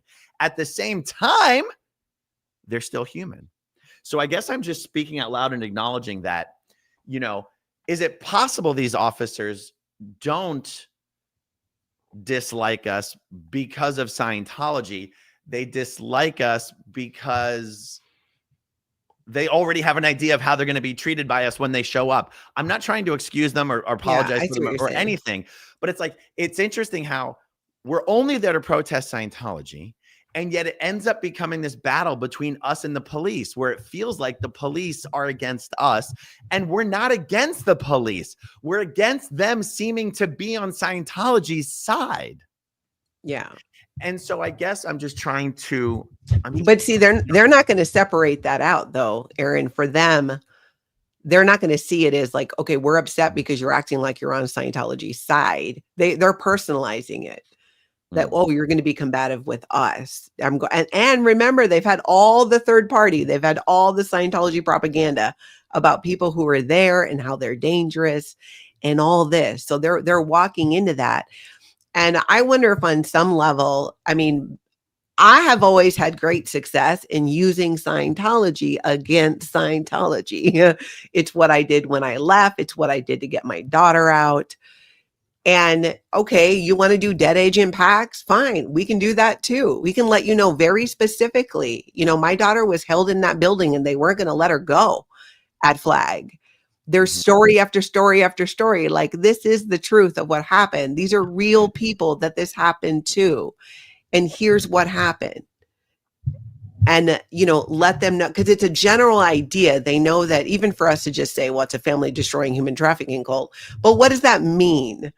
And what Scientology does with a dead agent pack is they provide exact, not the truth, but, time, place, form, and event. On this date, this person did that, or here's a police report to back it up that's maybe out of context, or here's some false information about it. And what we would be sharing would be true. This is the truth. This is what happened to this individual in this organization. This is why we're protesting it. It's not just because we don't like Scientology, or the narrative they like to say it's because we were kicked out. It's like, no. I left. I broke up with you, Scientology. And then I was excommunicated to make sure that nobody spoke to me.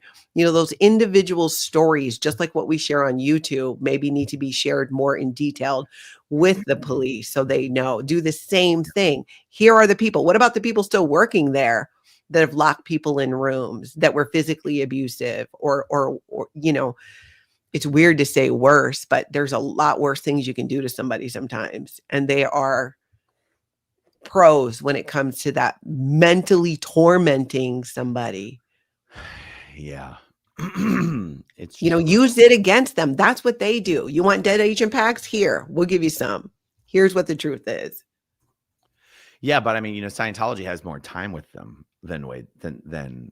They do. So, but maybe there's other people who can do it. It's in a different setting. It's in a different setting, whereas they can sit there in a nice air-conditioned conference room or a lobby or whatever and give them snacks and coffee and sit down with Sarah Heller and Pat Harney and Peter Mansell and Andrew Shape. And it's like, we're respectable gentlemen and women. And, these are people out here on the sidewalks just harassing good people. And random thought I want to ask you about. There's only about 250 cops in the Clearwater, in Clearwater. Does it seem incredible to you that any one of these police officers would by now not know who we are and what we're doing out there and why?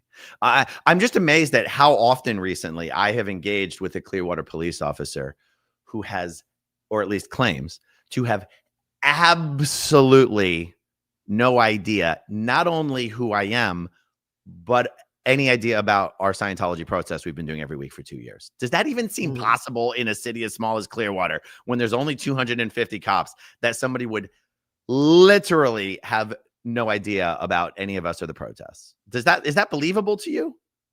I don't think for the majority. I think maybe for a couple who just aren't on the internet.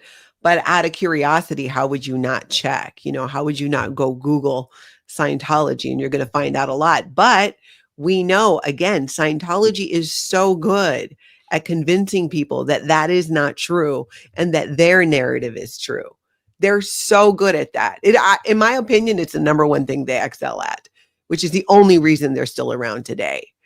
So we have to be better at it. And it might be even people, and maybe people who have more bandwidth, whether they've, people even who've never been in Scientology, that might want to reach out and provide the information. And I think it's the only thing that could possibly at least combat that to a degree.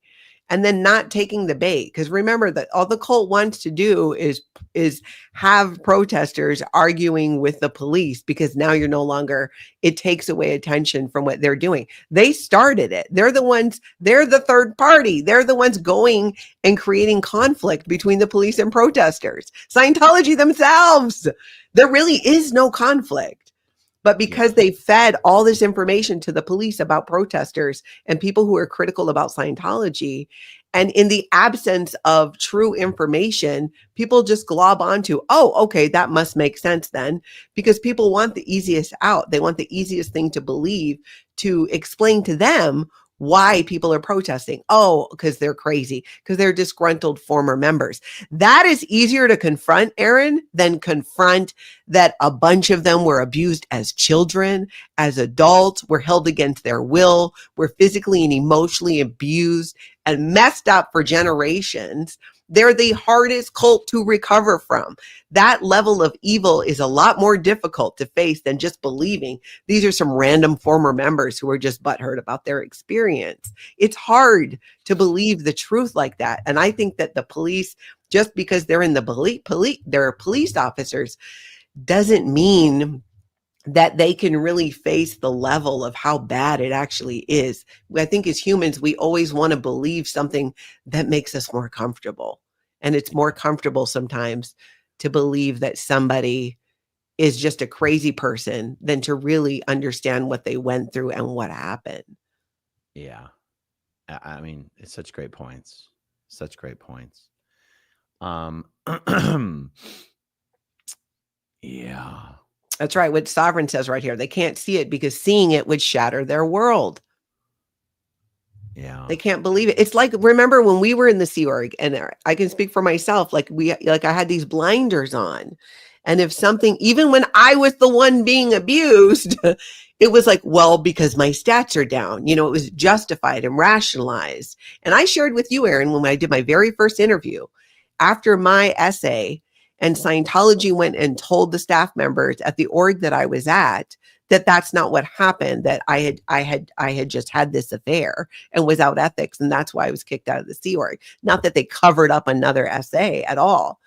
It was easier for me to have people believe that I was out ethics or, hoeing around than for them to believe that I was a victim. At that time in my mind, coming from Scientology, even being that it was before I left and even after I left, it was harder for me to let people believe that. It was easier for me. I'd rather you think I was just some out ethics, just, sleeping around than believe that I was victimized. Because I've never, we weren't allowed to be victims or see ourselves as victims.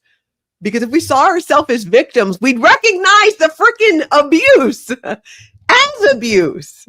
Yes. But when you normalize it, you don't see it. You're so right. You're so right. I mean, I think my optimism is one of the best things about me. And so I'm going to keep going back to being optimistic. Here's where my optimism leads me. I would like for someone from the police force to recognize that we are not out there to create unrest or disobedience. There are some people who protest in ways that are intended to disrupt society to get attention to their message. So, for example, blocking traffic. Like, if we were out there blocking traffic, I would expect the police to hate us, and I would expect them to conspire on how to criminalize us as fast as possible. Whether it's right or wrong, it's what I would expect on a human level. If we were out there blocking entrances of buildings or blocking Scientology buses or making people feel unsafe, if we were out there to disrupt, I would expect the police to have a problem with us and target us and to figure out how to criminalize us. Not because it would be the right thing to do, but because on a human level, it's what I would expect. So the optimist in me is expecting the police officers to understand, hey guys, we are not out there to disrupt anything. We're not out there to antagonize the police. We're not out there to get people to call the police. We're not out there to escalate with the police. Even when we interact with Scientologists, really all we ever say is, hey, if you find any Sea Org members who are looking to escape, could you have them contact the SPTV Foundation? Now, are we trolling them by doing that? 100% yes. Yeah. It's got to be fun. Absolutely, it's hilarious. Do Scientologists hate it? Of course they hate it. Is it causing any disruption whatsoever to the citizens of Clearwater or at all? No. So here's the optimist in me would expect the police officers to understand we are protesting in a way designed to create no upset whatsoever for the city of Clearwater. And I would appreciate it if someone from the police would, if needed and appropriate, come to me or anyone else, one of us, and say, look, we understand why you guys are out there. We understand you're not trying to create trouble. We appreciate what you guys are doing. Here's what we're dealing with. Like help us understand. Like, if someone is willing to communicate with me, I'm not now going to put you on blast and try to humiliate you because I don't like what you have to say. If someone wants to come to me and be like, here is where Scientology is trying to apply pressure to the city and the police force. Here is what we're dealing with. The main message I would appreciate from the police is, look, we understand that your fight is not with us, and we're not trying to escalate with you either. In the spirit of that, here are the forces at play. Here's how you guys can help us help you. Like, we don't want escalation. We don't want our fight to be with the police. We don't want to always wonder if some rogue police officer who seems to be working for Scientology is going to come out and try to arrest a few of us on a Friday evening, and someone's going to have to spend, 3 nights in jail or something. Like, we don't want that. We want to know exactly what the rules are. We want to know exactly what the expectations are so that we can precisely meet them. We're not going to do anything less than what we're allowed to do. Whatever we're allowed to do, we're going to do exactly that. And we don't want it to be a crapshoot every week. We don't want it to be two sides of a battle. If there's two sides of a battle, it should be us and Scientology. We don't want the police or the city on the other side of our battle. Our battle is not with you. No. And I guess I just want I'd like to feel that someone at the police, in the police force, particularly someone high up, is willing to, first of all, fully understand that and appreciate that. Look at our track record over the last 2 years.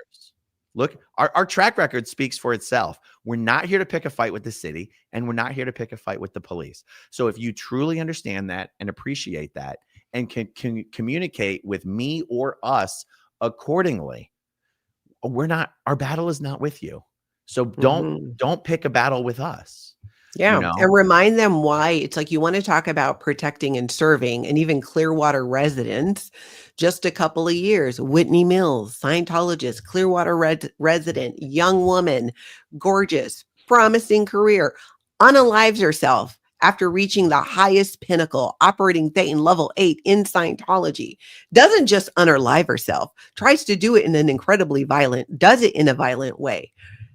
First with trying to set herself on fire, and then how she actually did it. Like, this is why people are protesting. It's not just because, I didn't like how I was treated. This isn't like you were in a bad job and you didn't like how you were treated and you quit and you left.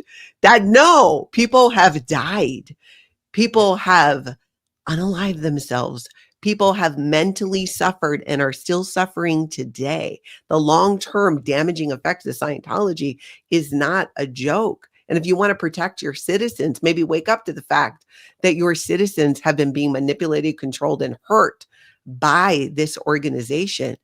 I honestly believe it's too much for them sometimes to face, but they have to wake up to that this is Lisa McPherson. There's a whole list. How many young Scientologists taken off their antipsychotic medications that they should have been on, and then going and doing horrific things? This isn't just, I didn't like how I was treated, someone was mean to me. This is literally life and death for people. There were people who left Scientology that if they didn't leave, wouldn't be alive today. A lot. For every person who has unalived themselves in or after leaving Scientology because of Scientology, there are many more who thought about it and just didn't do it or came close. Like, it's ridiculous.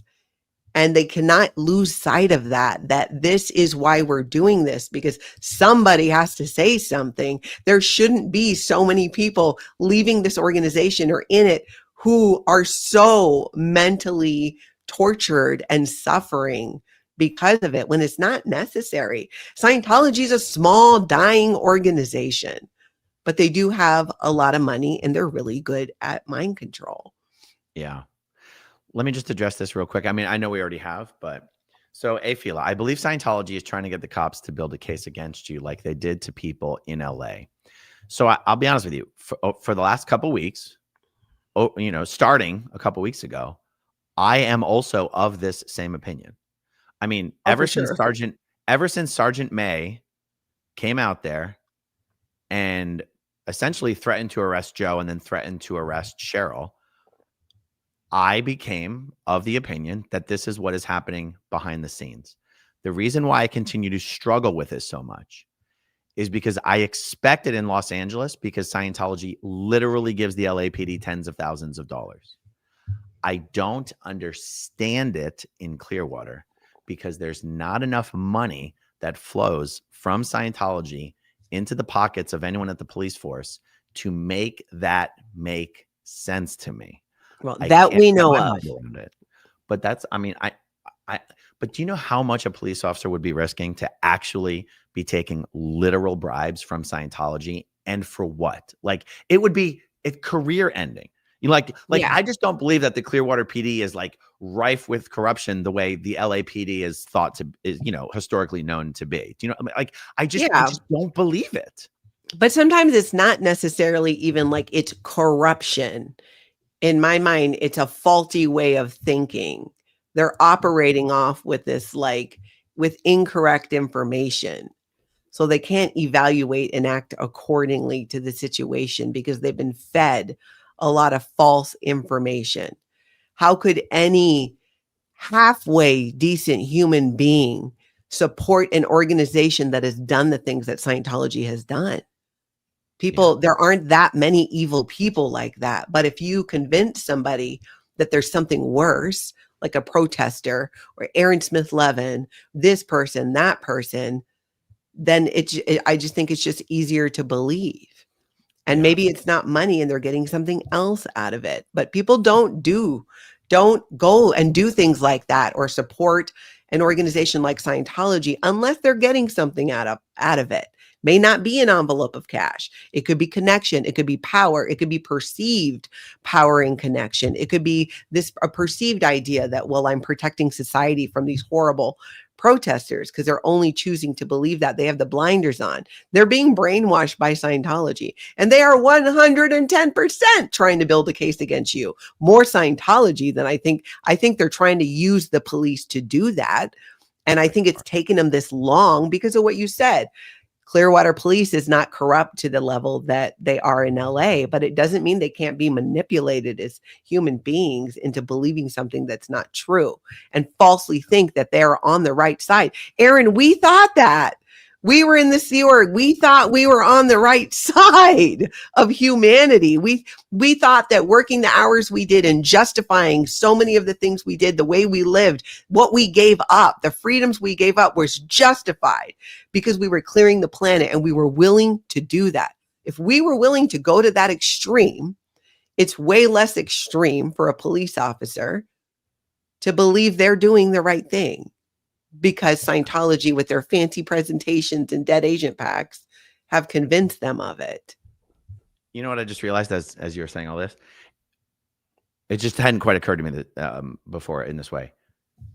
I think it's almost a certainty that all Scientology issues have been siloed to a particular team at the Clearwater Police. That's going to be my guess, right? Like the way they have their organizational structure set. There's one captain. I think there's some majors. I'm sorry, there's one chief. I think there's majors, and then there's lieutenants, and then there's sergeants. It very well may be that all Scientology issues are siloed under Lieutenant Morley, perhaps. Oh yeah. And so that any pressure that comes down to the police force is all being channeled through the chief, the deputy chief, and Lieutenant Morley. And that might explain why it seems like all of our interactions with the Clearwater Police are going a particular way, but it's not because all the police have been infiltrated. It's that Scientology has a narrow section of the police force to apply pressure to. Exactly. That just makes it a little more realistic and understandable to me. Yeah. You only have to get a couple of them turned or to believe that the protesters are evil or have done bad deeds, and therefore it justifies that treatment. Right. And at the same time, as a human being, you don't want to believe the atrocities that occur behind those beautiful buildings. You don't want to believe that that's really happening there, that essays being covered up, that people are held against their will, that their passports are kept, that families are separated, people are forced to get a divorce, people are forced to get married. You don't want to believe. It's hard to believe. It's so hard to believe that it's easy for Scientology to convince them that that's ridiculous. How Totally. could that ever be true? Totally. George says it's not necessarily about the money, but Scientology has convinced the PD that you are evil. Scientology has flexed their PR muscles. Mm-hmm. We've got Joy Vila in the chat. Joy, good to see you. I was going to say, Joy, come on down and join us this next Friday when everyone's in town. But she's in Europe. I wonder if you'll be back by this weekend, Joy. You should, Joy. If you're back in Florida this weekend, you gotta pop down on either Friday or Sunday. I talked to her about it briefly, and it sounded like she was going to be out of town, but that she would have loved to be with us. Oh, it would be so much fun. Oh, well, the truth is that, over the last week and a half, because there's just something about me that when I feel like what's happening from the police is an injustice, the reflex is to be like, no, you don't. And then you start fighting that fight. Right. Yeah. But the truth is, we could completely cut the police out of literally this entire operation by just not doing the one thing that Scientology keeps calling them for. And unfortunately, it's the chalk. And the chalk has become my favorite freaking thing about the entire protest. And it absolutely kills me to think that I'm going to stop doing chalk because of some injustice that's happening over here. But the chalk is becoming a distraction from what we're there to do, which was protesting Scientology, which we did for a year and a half before we ever even started playing with chalk anyway. And so it's almost like, do I want to keep messing with the chalk because it's so much fun and I'm so pissed off that the police are making an issue out of it? Like there's a part of me that feels like if I stop chalking, I've lost. But I love the chalk. I love the chalk. The chalk is so much fun. You can totally still chalk, but even if you decided not to, it doesn't end the protest, because remember, the chalk is just a tool. It's just a thing. The real reason and the reason behind it is something, it's something bigger. I won't stop chalking. You're not my mom. No, exactly. And the truth is, look, we were out there Friday and I did a bunch of chalk and nobody called the police. So, but it's like, okay, can we, okay, good. We'll see you next time, Joy. So yeah, I mean, the truth is the police didn't come on Friday and we were out there yesterday being a real pain in the butt to Scientology and the police didn't come either. So it's not like they're out there giving us a hard time every time. Oh, Joy says, chalk it up. Chalk. But you see what I mean? Like, I realized, like, it's me. It's not just me. I realized everyone. I mean, I'm not even the one who started doing the chalk. I just decided to like make it really, really big. It's like I had to start reflecting and being like, is this the battle that you want to pick? Because your battle isn't with the Clearwater Police, and that's what it's becoming. Yeah, and it's not my battle. It's the wrong target. It's the wrong focus. Yeah. But Scientology wants to make it your battle because that's what they do. And remember, Aaron, if it's not the police, they want you in battle with somebody else, as long as it's not them. That's what they do. If they can get you fighting with somebody else, it takes away from time spent exposing them and talking about what they've actually done and the stories of people who've come out of Scientology. Yeah. And other high control groups. Right. And so for the record, we're not going to stop chalking, but will I stop chalking the entire half of the flag emblem? Like, but I almost go, if I don't have to stop, then why would I stop? Like, could we get some communication from the police? Like that's, and I'll stop beating this dead horse, you guys. Yeah. But it's like, and it's not going to matter. If it's not the chalk, it's going to be something else. Because remember, Scientology's goal is to shut down the protests. And what they want to do is they want to go after one or two particular people that they think if I take this person down, it will get other people to stop. They want to put a head on a pike. It's how they operate. It's policy. It's Scientology policy. If they can put a head on a pike, that other people will go, oh, I don't want that to happen to me. And then they'll stop. They underestimate everybody, though. Yeah. George Massey, we need a new SPTV show with Aaron, Natalie, and Jenna titled Chalk Talk. Talk amongst yourselves. I'm a little verklempt. Chalk Talk. Chalk Talk. Okay, so let's see. It is Sunday.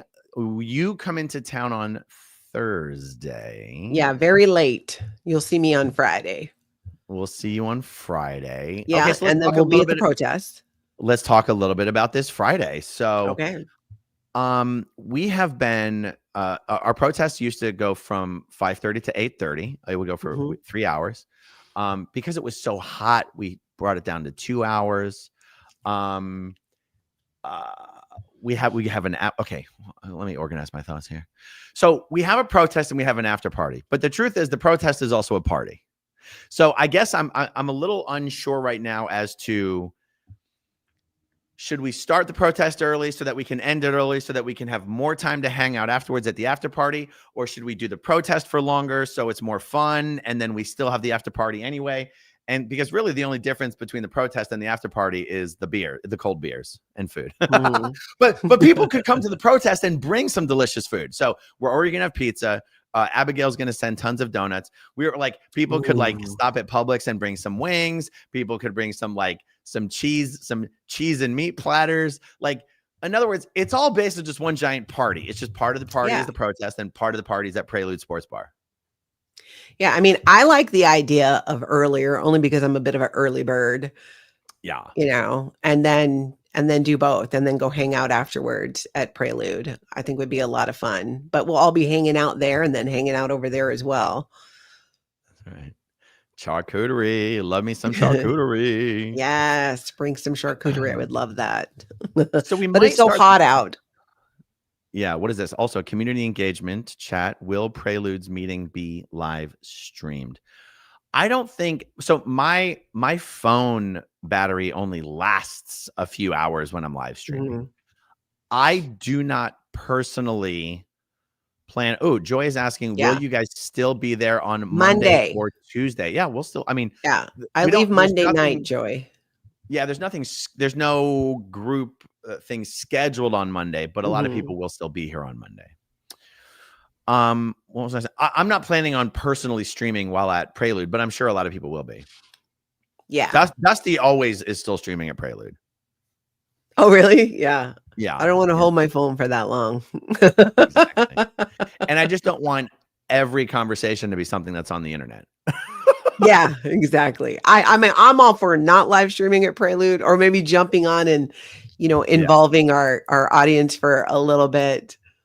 Yeah. And, then just relaxing because I want to protest, but I also want to spend time with my friends and relax. I've been working my ass off. This bitch is tired. I am tired. I need some downtime. I need to be irresponsible. I need to not be in charge of a damn thing. I'm just like, you know what? I don't even know what I'm saying. I shouldn't even pretend like it's the hanging out at the protest is the same thing as hanging out at Prelude. It's not the same. We're gonna have more fun at Prelude. Yeah, where we can actually be sitting and relaxing, and the purpose is to enjoy each other's company, and we don't have the purpose isn't to protest. That's obviously gonna be more fun and relaxing and enjoyable. We need to get crunk. Yeah. Yes. You need to get crunk. Girl. Okay, so hold on. Joy says, I am flying back from Dallas on Monday. I might be able to drop in. I'll let you know. I mean, yes. Let's coordinate. We'll absolutely do a fun little thing on Monday. Yeah. Yeah, and Kelly will be around still in Maryland, I think. Yep. And George, thumbs up or down? Are you still in town on Monday? Or I can't remember. Maybe. Oh, thumb down. Okay. So guys, I don't want to create the impression that I'm about to change the times of the protest because I'm not. The protest starts at 5:30. The protest should be planned from 5:30 to 7:30. If I happen to start streaming at 5, then, if by 7 o'clock everyone feels like, let's just go over to Prelude. Either way, we are going to be there at 5:30 for sure. That's the official start time. 5:30 p.m. Superpower building, and plan on it being for a couple hours. And then we're going to be, going to and Prelude. my sister's coming. Lana's coming, y'all, who've met my sister when Lana's been on my channel. So Lana's coming. That'll be fun. I have not protested with my sister, and we have not been. I've been back. I've been back to Flag. I'm not sure she's been back to Flag. No, she has since she left.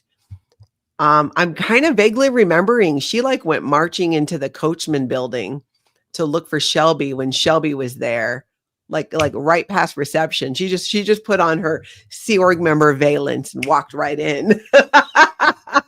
And they found her and they're like, "What are you doing?" She's like, "I'm looking for Shelby." Then she just played stupid. Jamie says, let's go back to 3 hours for this one.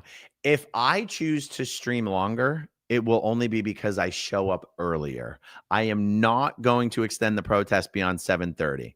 We want to be able to start relaxing at 7:30. All right. So again, the only reason I might show up earlier is just in case other people also want to show up earlier. But as of right now, official time is 5:30 to 7:30. That's the plan. Yeah, we can play it by ear. Just let it flow. Just see what happens. I just want to have a good time.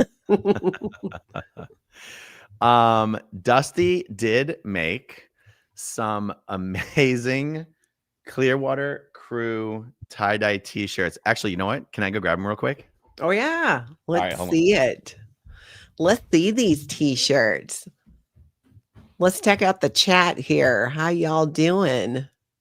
Yep, Lana's coming. That's going to be fun. Hey, Natasha. Yeah, I'm going to start live streaming again, and then just it's going to be different from before. But I'm hearing and seeing a lot of your guys' comments, and I think the consensus is I should get back to live streaming no matter what it is. Oh, look at that. Oh, very cool. Aaron Smith Levin, Clearwater. Is that Crew. backwards or can you read it? No, I can totally read it.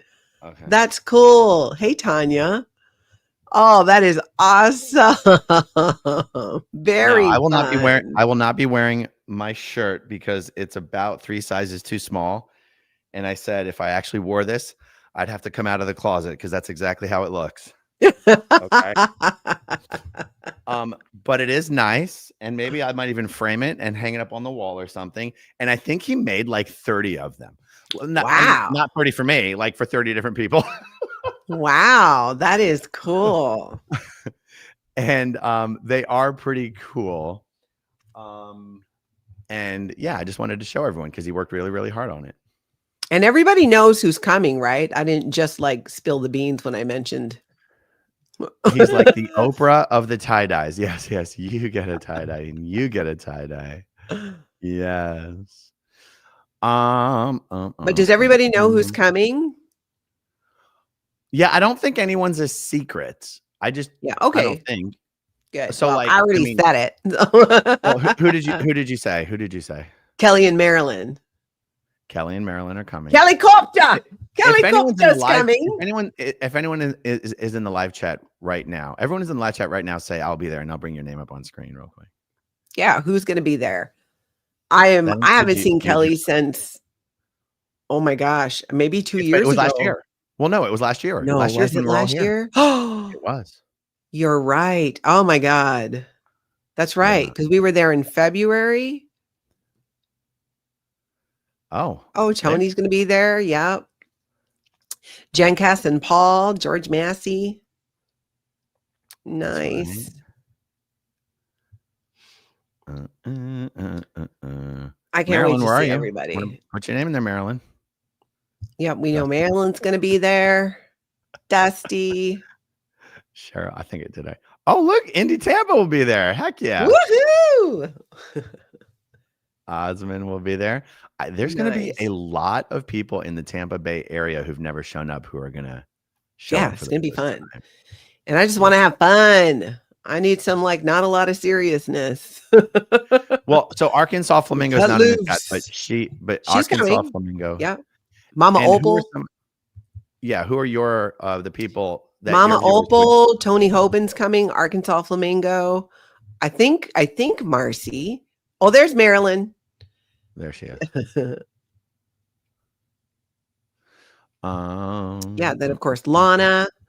Ooh, we're gonna have some slumber parties. Yeah. Or what if I should bring a So, fan? Is it humid? I'm figuring out. I need to figure out my packing. I skipped Marilyn's comment. Okay, fine. I see. Mhm. I must have missed it. Because it's going to be 80s. Ah, Moose, I wish you could be there too. It is humid, Kim is blue. Okay. It's supposed to be mid 80s, which don't sound bad. But then, yeah, maybe I'll bring my portable That's a fan. high of mid 80s. It shouldn't be. It shouldn't still be that hot around 6 p.m. At least it hasn't recently, especially since where we protest is in the shade, and there's kind of a nice little breeze because of the buildings there. Hey, Abraham. Hey, Abraham. Good to see you. Let's see. What is this? Oh, Rochelle. How many people have confirmed with Erica? Don't forget to email Erica if you're going to Prelude. Yes, RSVP not required, but definitely requested. If you're coming to the after party at Prelude Sports Bar, just so that we can give Tony a heads up of how many people to staff for. And you can send your RSVPs to Erica at Definite Trouble Source at gmail.com. If anyone can type her email address in, you know what? I can do it. Abraham's coming. Is he really? Yes. He says here, I am coming. Fantastic. Oh, it's going to be so much fun. Okay. Definite Trouble Source at gmail.com is where you can RSVP to Erica for the after party. Yes. So let's see. Well, hold on. So wait. No, last year is when we went to Miami. Yeah. Last year, September is when we went to Miami. Well, So yeah. when was it that everyone was in town that one time and we had a big meetup in downtown Clearwater? That was February because that's when Tony was alive. We came in February and then he died in June. February, March. No, February. February, Tony and I were there. Yeah, 2024. Not just. Well, 2024. So a year and 7 months ago. A year and 7 months ago. Yeah, we were there in February. And then in September, we went to Miami. Because it was all our birthdays. Because we've been getting together. How this really started is getting together because you and I have birthdays in September. Right. Clearwater George has a birthday in September. Cheryl's is end of August. Like there were all these birthdays around that time. Just had one. Yeah. So we thought, so last year we were getting together for our birthday and then we went to Miami and met up with the fab people going on that cruise. And then we were like, let's do it again. Yeah. April 4th. That's right, Cheryl. That's right. It was April, not February. April 4th of last year, right? April 4th of 2024. Yeah. Okay. Yeah. It's just going to be so much freaking fun. And I can't wait. Well, we've been going for 2 hours, Natalie. Can you believe it? Yes. That's like crazy. Yep, Justine, it's been a year, June, since Tony passed. Yeah, because now it's September. My whole year is a blur. It's going to be off the chain. Yeah. Be like 11 o'clock at night. I'll be like. Even though everybody knows who you are, I'll show everyone one more time. This is Natalie's YouTube channel. You can subscribe to her. She's going to start doing short videos again. Mm-hmm. I'm going to start live streaming again, y'all. Life After a Cult. All right. This has been fun. I will see you in person before we ever do another one of these videos in person or do another one of these videos. So yeah. I will like Monday, Tuesday, Wednesday, Thursday. I feel like I'm going to see you on Thursday night anyway. I don't care what time you get in. I know. It's Thursday. We don't have school or work the next morning. I feel like I'll meet you guys at the air. You're only staying 10 minutes away from me. I'm going to come and say hi to you guys on Thursday night. Yeah. Yeah, you should. You should. Yes. When does Jenna get there? Yeah, she gets in Thursday afternoon. Yeah. Okay, good. We'll pop over. That would be awesome. Say hi. Yeah. Bring your Cards Against Humanity. Okay. The game isn't as fun when it's too many people, but we'll figure it out. Well, it'd be 1, to you, Jenna. I mean, there's Wait, 7 what of time- us. Wait. What time does hold on? Let me look at the live chats. What time does when does Kelly and Marilyn and George? They get Thumbs in up, thumbs before down. me. Do you get in? Does George get in Thursday or Friday?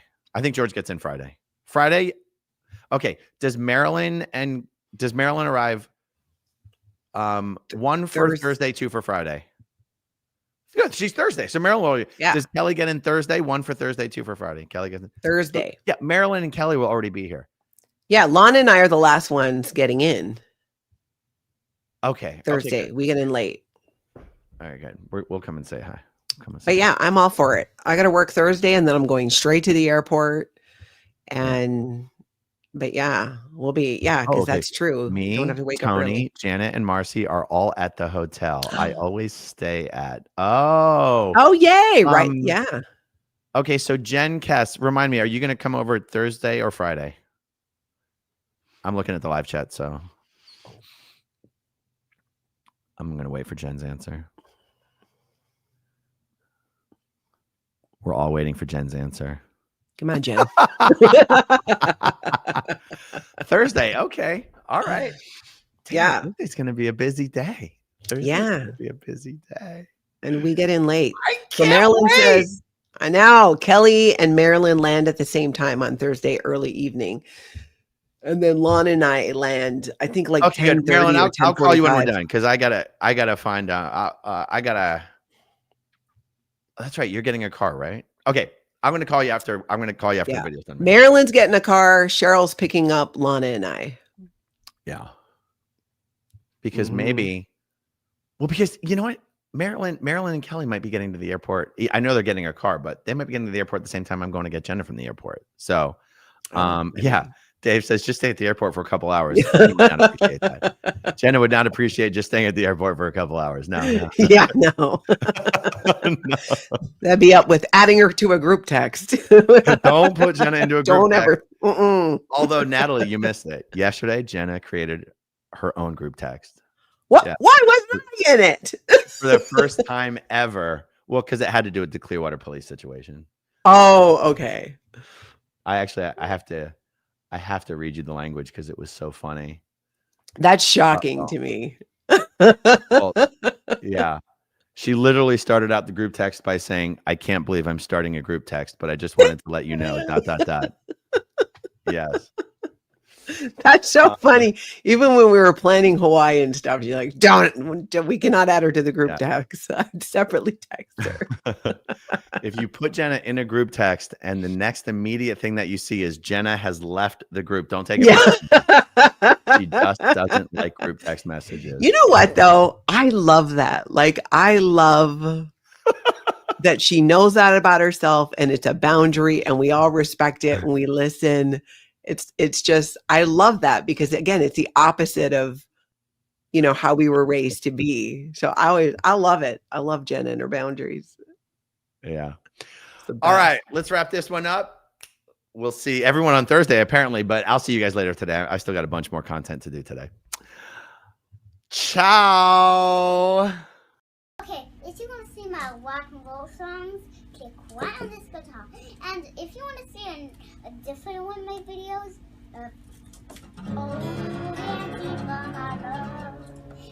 then you could click right inside here. If you have subscribed or not, subscribe right